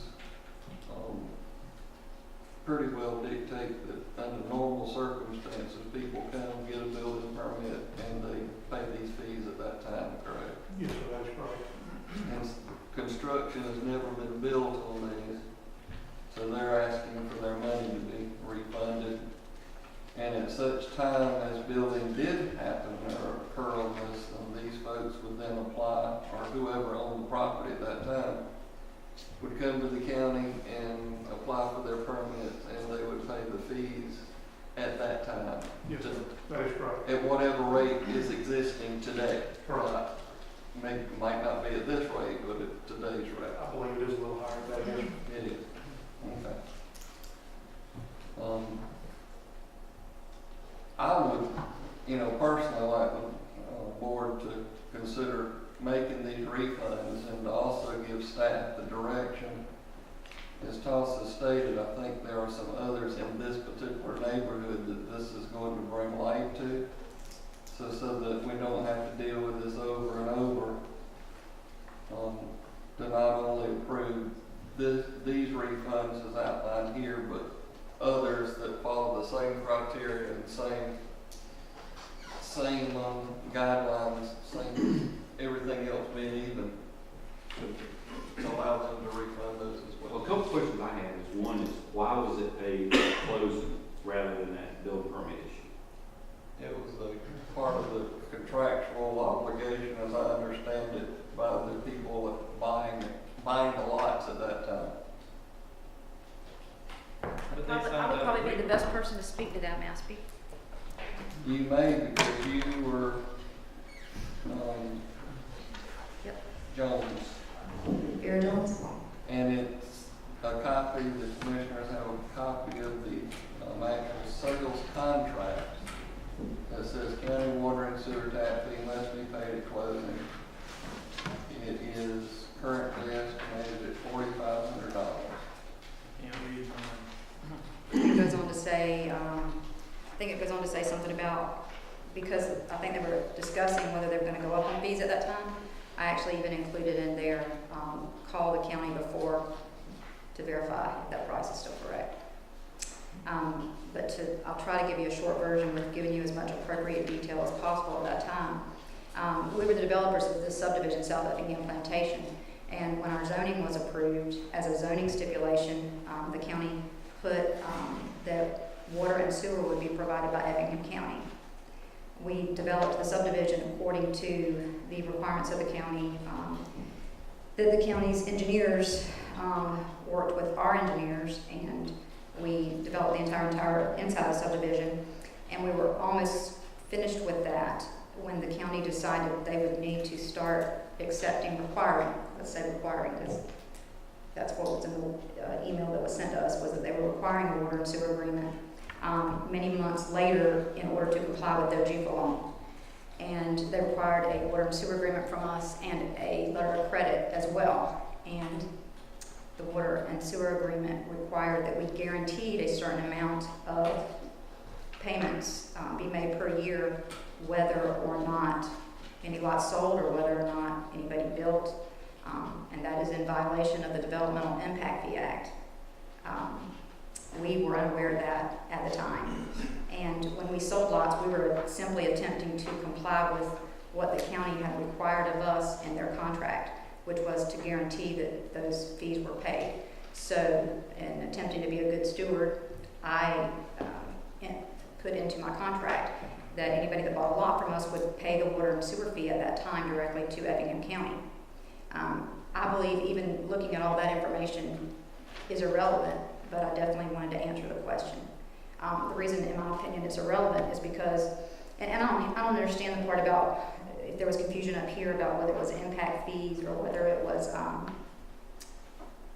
cost recovery, because impact fees were the policy that was in place at the time, and the amount of the checks equaled the amount of the impact fees that were being collected for that particular subdivision, where the plat had been recorded by Effingham County, and Effingham County was requiring that there, so they should have known it.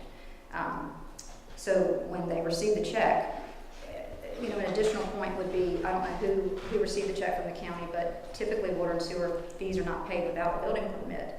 So what process did they use to put the money in the bank without it going through the building and zoning and being sure a building permit was applied?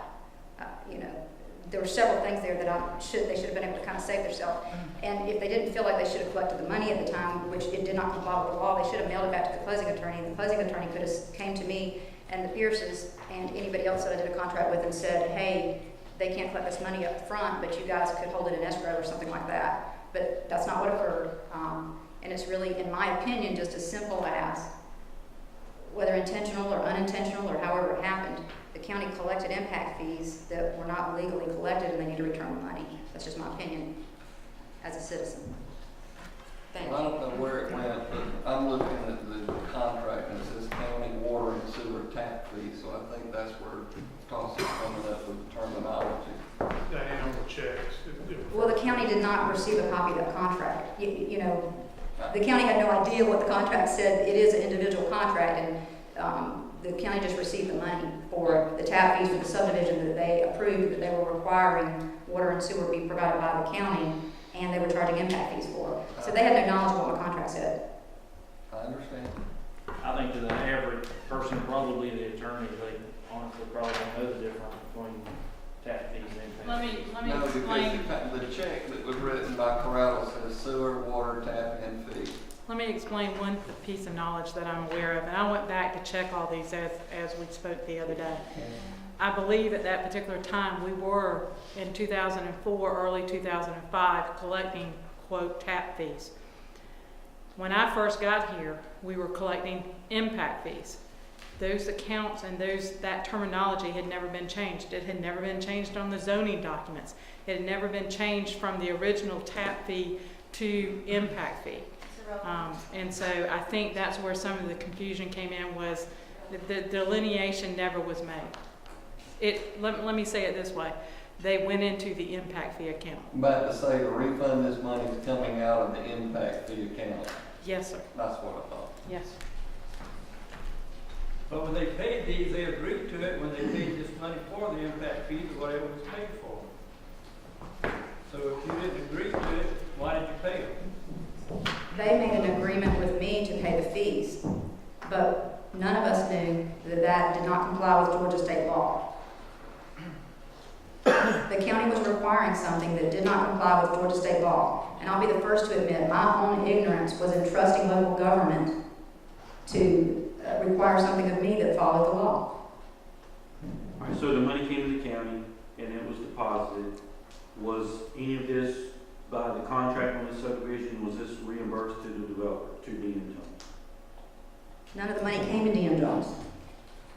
As part of the development agreement, was there any of this went back as part of the development That would be agreement? irrelevant.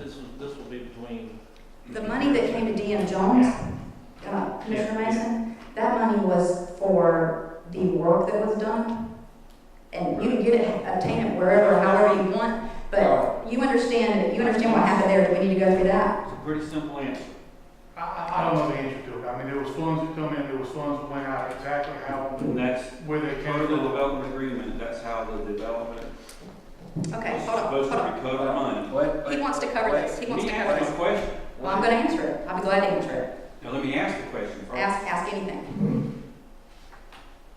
Go ahead. What I'm telling you is, y'all tell me it's my business to run the meeting, that's what I'm doing. That's why I yield to you, sir. All right. In my opinion, and I'm giving you my opinion, that is irrelevant. We don't know where every tax dollar that comes in goes. We know how we budget it out. What's important today is for these people who paid their money, whether or not we should refund it to them. Not where the money went. I'm sorry, that's another issue in my opinion. It's whether or not we need to refund this money to these individuals in this subdivision under these conditions that paid their money at the time it was purchased. I agree, but I do feel compelled. I do feel compelled that I must respond because based on Well, I'm telling you not to. as a citizen, you're telling me as a citizen not to. I think it's irrelevant to this issue. Well, it's not irrelevant if it's going to constantly be brought up as something that I've done improper. And so, That is another forum for another time. That is not relevant to this. Please.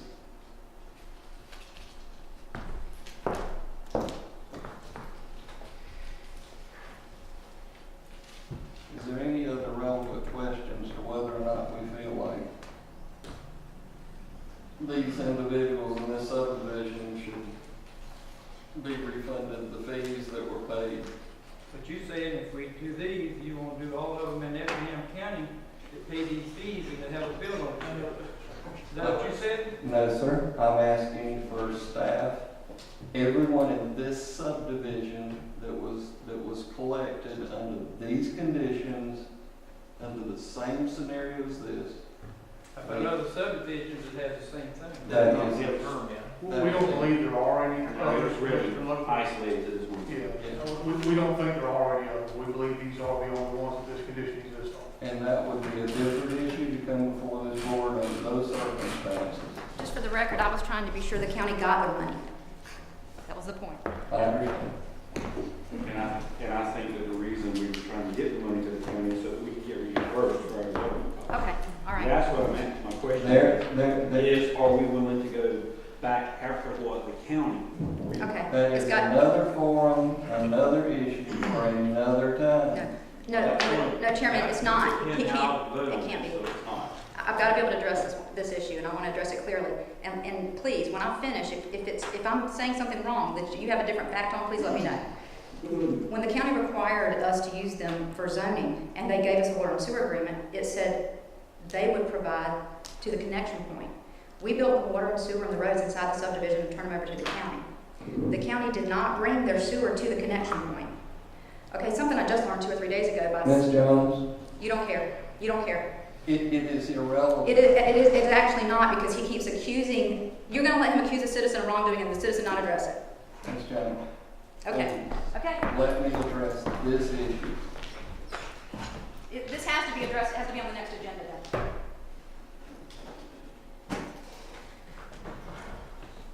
All right.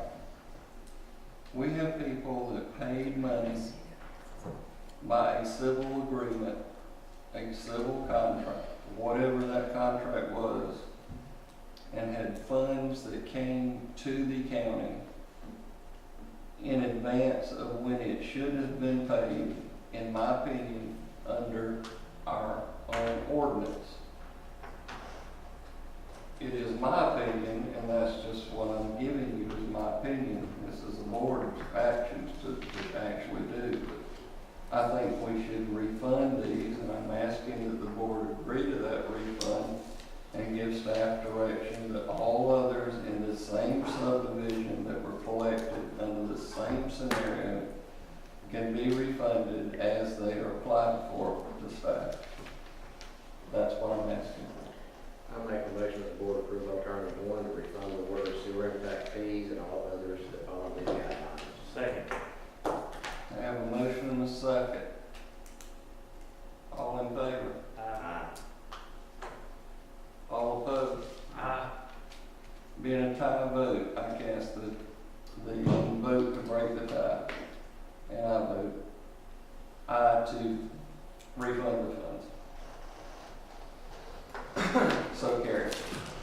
You can vote.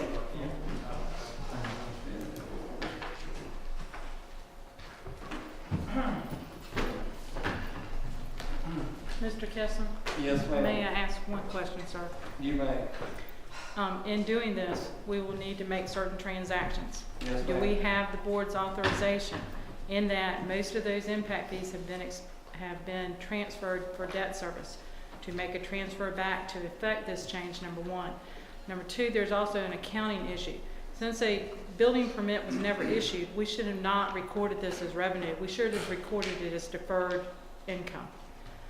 And so I would like permission to handle it financially according to GAAP or what we need to do, and to make that transfer to be able to handle this. I think you have the direction as finance director to make those adjustments as directed by this board's action on this vote. Yes, sir. And it goes back so many years, so. It's going to be a mess.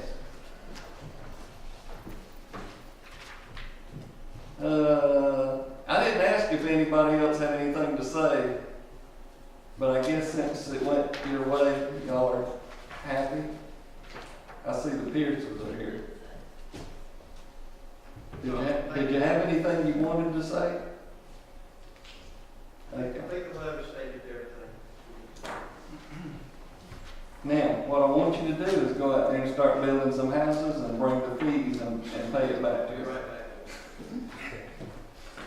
It'll be a swap of money at some point. I am happy to say that the Bank of Newington has made a deal with a builder to start one of their houses in there. So just for your information. Okay. Item number 11, as added.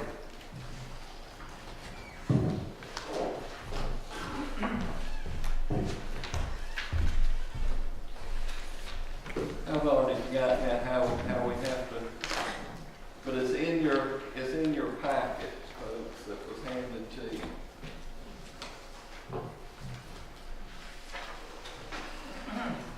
Awesome changed. Yes. For the better, of course.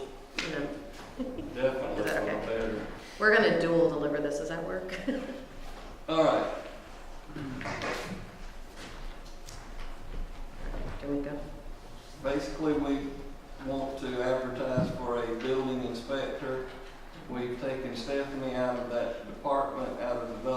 services, we've got that position is not being filled, we're moving money and people around.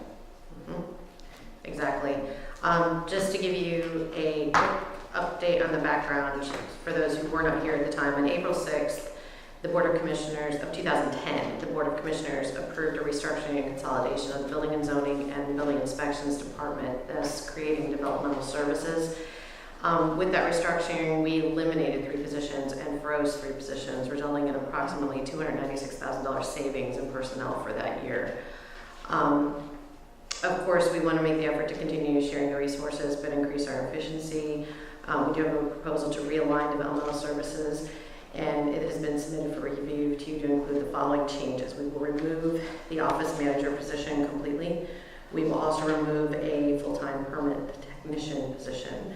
We're asking to add in a full-time inspector, and we're asking to add in a full-time executive assistant, which will of course then assist with the planning board. The approximate cost of this realignment for 1 year of personnel is $2,513.73. I have included also in your packet, I believe you're gonna have to squint, but I have the personnel sheets. You can see the differences and where they change in each column, everything through title all the way through their comp total, and that's what we're getting, that $2,513 difference to the original budget that was approved in August of 2013-14. So can I answer any questions? What's the job for the executive assistant? I mean, who's been doing this? Well, it's going to be a combination. Now we're taking the permit tech and we're moving the job of the old office manager and moving it into some of the position of the permit technician and creating the executive assistant position within the department. So they're going to be doing administrative services, they're going to be doing planning board, and still doing the position of permit technician.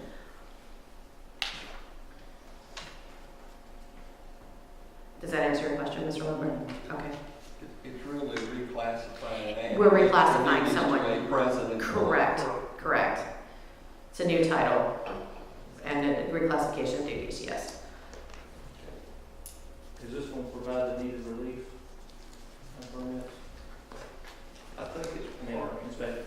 Yes, which publicly I'd like to thank George Shaw and the building inspectors and everybody that was involved in coming together and getting our backlog of permits all reviewed and out the door and stopping my phone from ringing. I greatly appreciate it. And it hasn't rung, even to say thank you. So it rang several times to complain, but it's building now. Well, and I also think just from a revenue standpoint, which should translate to a number of permits, I think we're approximately 33% through the fiscal year, and we're about 54% of the revenue, is that right? That we collected last year, so we're definitely bigger than we were last year, there's no doubt. In the end of the year, this is going to be a nil amount. I mean, I believe our inflows are going to greatly. And this isn't adjusting for the additional revenues, I don't think either. Correct. So, I mean, we don't expect we'll actually expend additional funds, but in all fairness, to show you the way the budget was originally presented, we have to give it to you this way. But, and this was a learning curve. I did not realize without the budget amendment and actually having a funding for a position, you can't even advertise for a position to see what kind of caliber of people's out there that you may have. So if this is necessary for the process to start looking to see what kind of inspectors we can find. Any questions? I will ask for a motion. Make a motion to approve all the number 1. Second. Motion and a second. All in favor? Any opposed? So carried. So ends the last item on our agenda. Reports from commissioners and administrative staff is next. Mr. Toss, let's just start with you so we won't do this.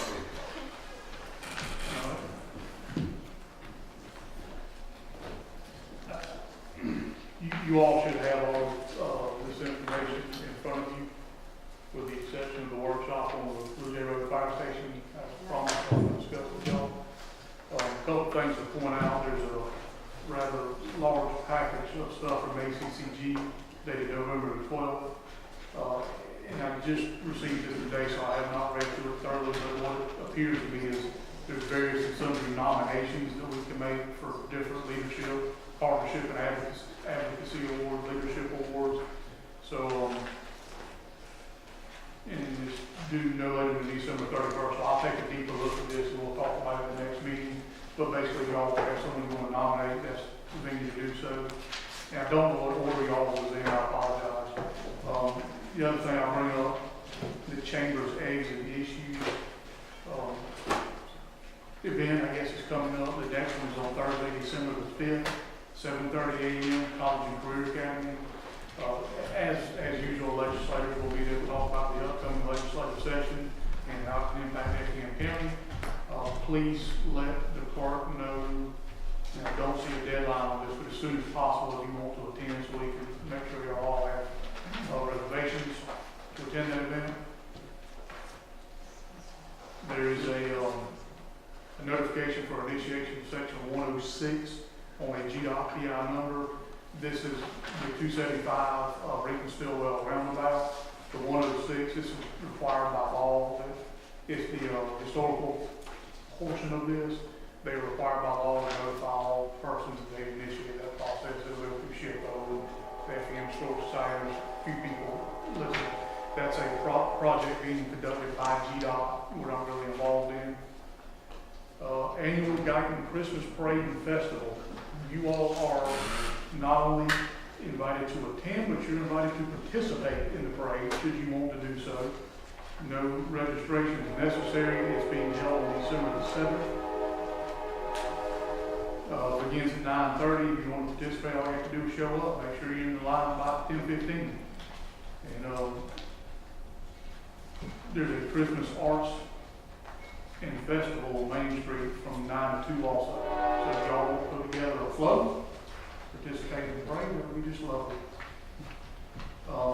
The Historic Effingham Society is hosting a lunch event this Thursday from 11:30 to 1. It's at the Living History site right next door here.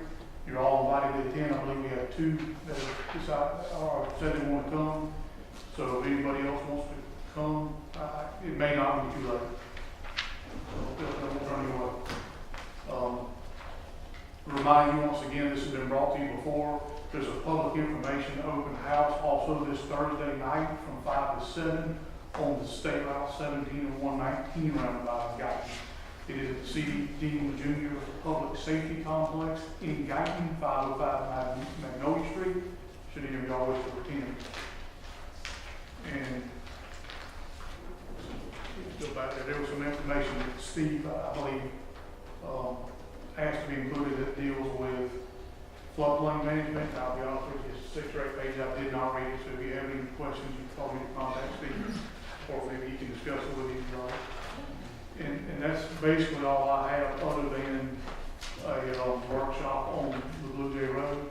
If y'all would like to have that, the 3rd, is that the next meeting? On December the 3rd, we can certainly do that ahead of time. And however y'all would like to do it, would you like for us to invite Rankin to attend? Would you like the fire chief to attend? Would you like to just be between the board? How much information do y'all want? How much time do you think we can allow to do it? I say set it for 4 o'clock next on the 3rd. I think 45 minutes should be adequate. Unless anybody disagrees with that. Would y'all like me to invite Rankin so that y'all can ask questions directly to them as they're attending? I say invite them. Well, unless there's some reason there's a prior engagement, they just cannot show up, we'll plan on having 4 o'clock on the 3rd, and if that does happen, I'll notify y'all, we'll work on some other day, but tentatively we'll work on that. That's all I have to do. Steve, you want a chance to address that? Good, I thought not. Unless you have questions. Any other staff? I have the jail project has changed their minds and they are recommending blue as the accent band color rather than green. This blue matches the prison blue, and so they have requested your approval to make the change from green to blue on the accent band. It'll still be the brown khaki color. What difference does it make to the price of bread? Well, and that, Mr. Chairman, glad you brought that up. We don't care is also an acceptable answer, and in the future we won't bother you with such things, but in full disclosure, we want to make sure y'all are happy and proud of the building you're paying for and all. Does this board care if they want to paint it blue rather than green? Thank you. And similar requests like this do not have to come before y'all. If y'all choose not to, we just don't want it to be blue and someone have heartburn and say it should have been green. Personally, I thank y'all for your consideration, but as long as it's an earth tone or something in that. Unless you come back with something crazy. Yeah, Unless it's pink or purple, understood. You gotta get pink and purple. But those were two. Me personally, not one thing, I love it, but I just thought they had. But I agree with you, if it's pink or purple, I think we need to know it. You have the jail update in your packets, and the contract has reached 50% in value. So retainage has been frozen per the contract agreement. Myself and finance director visited with the team and discussed those numbers, and I just want to let you know that. That's all I have. I've got a lot of this doesn't really affect the county, but I did email or call Toss about a lot of complaints on all the road work the state's done on Highway 30. My last understanding, they were going to try to finish by the end of the month, but that equipment hasn't been moved. So, I guess It hasn't, and it won't take them long to get back in there, Baker. In full disclosure, I think we're trying to finish up the Abercorn, what's the road coming in Abercorn, it's a Truman issue prior to the Christmas traffic getting started. just the curbs, there's some 3 and 4 inch drop offs, people say they're scraping their car. It has, and he did tell me it'll be a couple of weeks, again, I'll be more than happy to call back and get a firmer schedule, but. Well, I know if it's not done by the end of the month, I will get calls, so you kind of give me an idea if it's going to be by the end of the year, I can at least forward that. See, that would be more than 2. Inch and a half to 2. It's a pretty good drop off for somebody, and I'm for the people that people say. I understand. And I It saw should it be on the website Mr. today, trying to get on all that stuff. The biggest one that I noticed is coming off the Davis Jones, she said. It's the thickness of the asphalt, because I presume they're coming back and taper all those. They pull the main line and they come back, their contract requires them to pull radiuses up to the right of way line, so they do all those at one time on the driveways. But while we're talking about roads,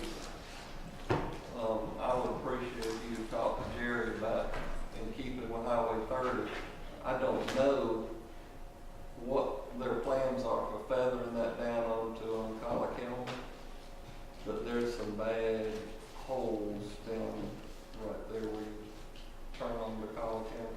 They'll pull it all the way back the right way, or the end of the radius, whichever's less distance, if you will. They'll make sure they go to the end of the radius. Now, I'm not familiar, those holes are further than that, yes, we need to take care And of. whose job is it to put the stop line back? Will that be? Because, okay, because it's basically it worn off. Yeah, they'll restripe all, yes, correct. Because it's muchly needed. One other thing, there was another bad accident there at Sand Hill and 17, and I drove up on it, 5 vehicles. I think, were you forwarded the email of the gentleman that said put a caution light with the flashing?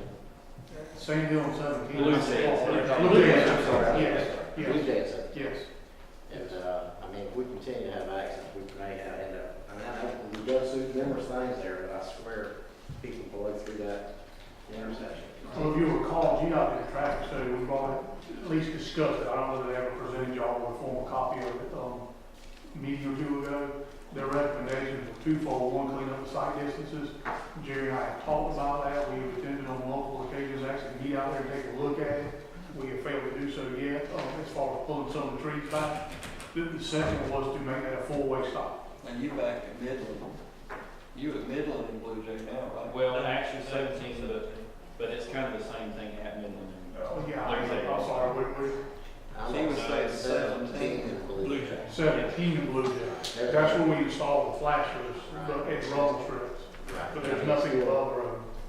Just, Yeah. there was It did cross back and forth there with the confusion there. Sorry, y'all was wrong there, section. I apologize. It just continue to be an issue. I thought we were approving the site, mine there too.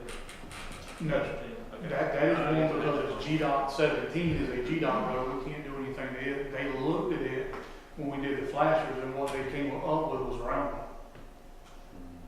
And it's just, you know how long those, you know, when we talk about one at 275 and Franklin Stillwell, it's Not sure who did the traffic study over there, but I remember somebody doing a traffic study over there, and the guy who actually physically did it told me they said the biggest problem is people just don't stop. it was in-house. Hey, you brought that down. That's wrong. Yeah, GDOT did it in-house. They're then traffic engineers who's now moved on to pre-construction. Joanna, you were starting to get up. I overlooked you back there. Did you have something you want to say? I just wanted to make sure you had asked us to be sure that y'all were kept informed regarding the audit. The auditors are here this week. They started with the agencies, so they're in probate, magistrate, and superior court, along with tax commissioner and sheriff's office. So they will be here this week conducting their initial reviews. Thank you. I'm sorry I was walking around. Also, too, we have been having meetings this week regarding the fire fees that you requested, and I believe we will be able to create a process much like the sanitation process. I've already discussed it with the tax assessor, tax commissioner, and with our current zoning receipt person. And we won't have to change an ordinance or anything like that? I don't believe we'll have to change anything on that. We are looking at all those pieces. However, we do want to make sure that each one of those areas is instructed. There seems to be instructions for each one of those independent areas, but no overall instruction. And so that's what we're doing right now, is gathering all of those pieces and policies and procedures and making sure that that's cohesive. And to bring the board up, you don't know what you're talking about. I simply asked, we don't collect fire fees when permits are issued, and that's normal in other counties. So what happens is, to do that, let's say that I start a house in March. Well, I start a house, it's the county's responsibility to fight the fire on that structure that I'm building in March for the rest of that year. But what happens is does it get transferred into another name? So if I sell that house in November, even sometime October, November, the buyers of that never, there's a whole nother year of fire fees that we lose. Sanitation, I sell that house in November, they go to sanitation and they pay for November, December, the pro rata part of the year that's left. And they pay for the whole next year because tax bills have already gone out. So this is to do nothing but do the same procedure for fire as we are doing for sanitation, and I still don't have the number, but I'm still interested to know just how much money but we're talking thousands of dollars. And it's a service that we're providing, we're just not getting paid for. It's Ms. Vera. I got a couple things. I got a complaint the other day from McCall Road. He said you can't see the markings on the road. He said from Blanford to Highway 21. I haven't been down it. And also that bad place right on the other side of Long Bridge Road where it dips. And you might go that way sometime, but it is really getting bad. Jerry and I looked at it recently, and he's looked at the pieces to cut it out. Yeah, he and I had that conversation last week, and they're gearing up to fix that. It is. You're absolutely right. There was a dump truck turned over there. What caused There was. that? I don't think it was. Whatever it is, I don't know. It's kind of odd. He started the bridge. I don't know the answer. That's all I have. He said the markings. I said, well, I don't know. We don't have any way to mark it. We have to do it. We have to hire an individual or, the state of We would. Do you know, unfortunately, both sides go to 21, on the south side of Blanford or north side of Blanford? And the reason I ask that, the north side of Blanford is the part we're trying to do the repairs to, or the upgrades. Yeah. So it'll obviously be restriped. All that way to school. He mentioned the school. So it was, Okay, so it's on the other end.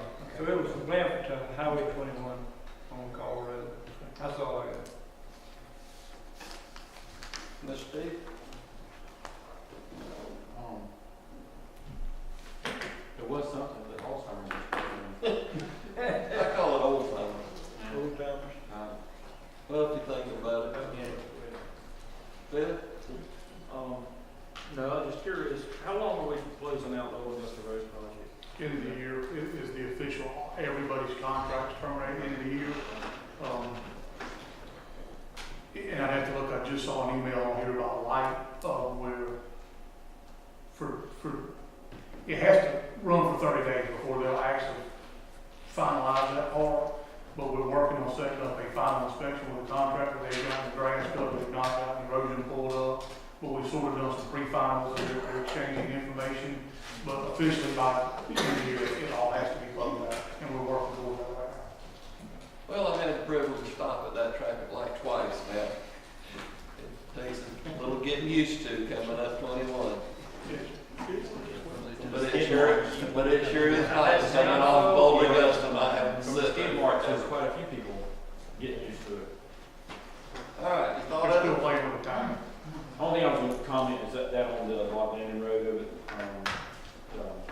the Long Bridge there, Long Bridge, is that repair is deep. Because I remember when they did that and tried to repair it, it's deeper than where they went. So it's gonna require mucking that thing out probably 3 or 4 feet down to get that out of there. It's just rich clay in there.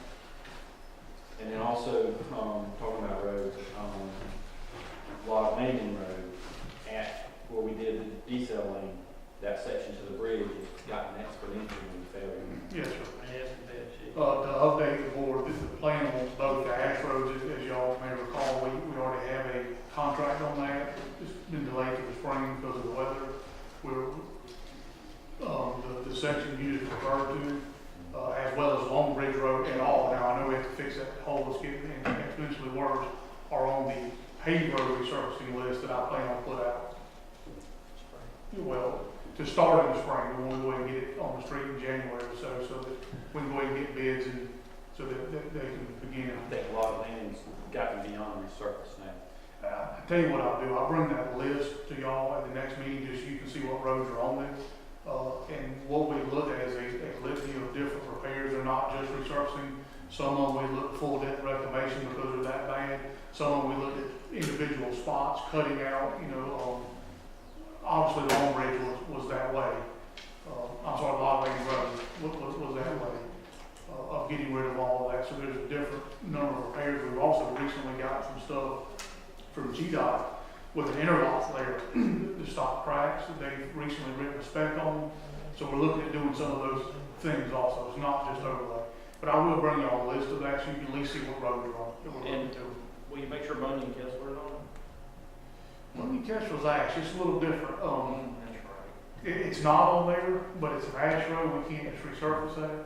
I don't know if it's just getting more traffic now that people are using the Old Augusta Road and kind of wheeling back through, but I think it's bad. with Bunyan Kestrel, we basically have two choices.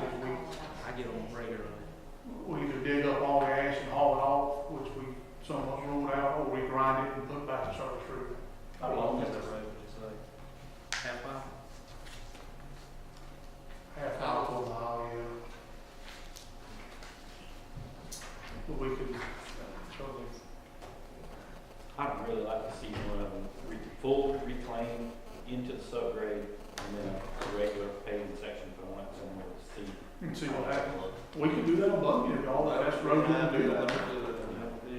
Because Bunyan has ditches that has right of way, it'd be good to do that. We've got to try something on these ash road deals. And, where you don't have an elevation issue tying into a road or something, where you can live with another 1.5 or 2 inches. Well, that would be a good one for it, because there's only 2 or 3 driveways off of it. Right. Okay. I'll work on putting something together for that. We'll just do it as a separate road, and we'll bid that one road as. That's an idea we knocked around, and we never tried that. Be a perfect candidate. We got a lot of miles of this stuff to do something with.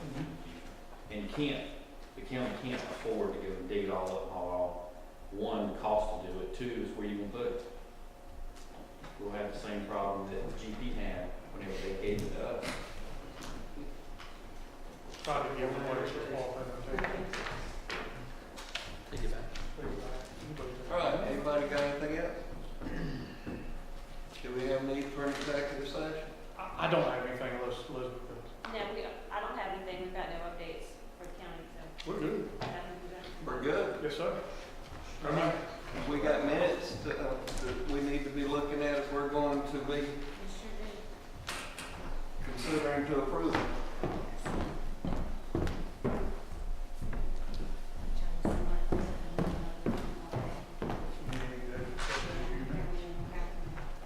You know, I grew up on Old Street, whatever you want to call it, right there. My granddad's house was right at the end of Southern Castle. And that thing was clay, and we used to work with it. Get a little bit of rain, you could get a bicycle started down that thing, and you could slam the brakes, and boy, you could skid all the way down the creek. That's really a problem with a lot of the roads now, is the blade on it, it's so glitchy, it's moving and carrying on. That's what happened there on Wild Landing Road. That one section that's so bad, the bridge, about 21, that's the one piece of the road that didn't get built. So that's all right in the place. The rest of the road can go shape, so you tell it's not built there.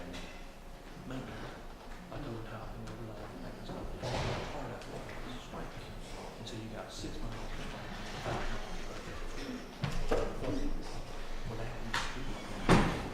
Are we sure of the time? That's the only thing I don't have my notes.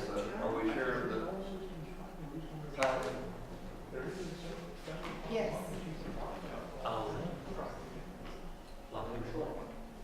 We'll strike the signs, or that's what we're gonna do. These new stop signs, new street signs.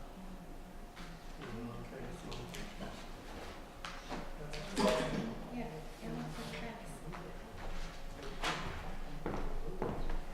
Everybody got the minutes? So we can apply for. All right, Stephanie, let the record show Commissioner Jones had to leave. This is very minor, because it does make it real. Well, I can't guess. Item number 7, there's a misspelling.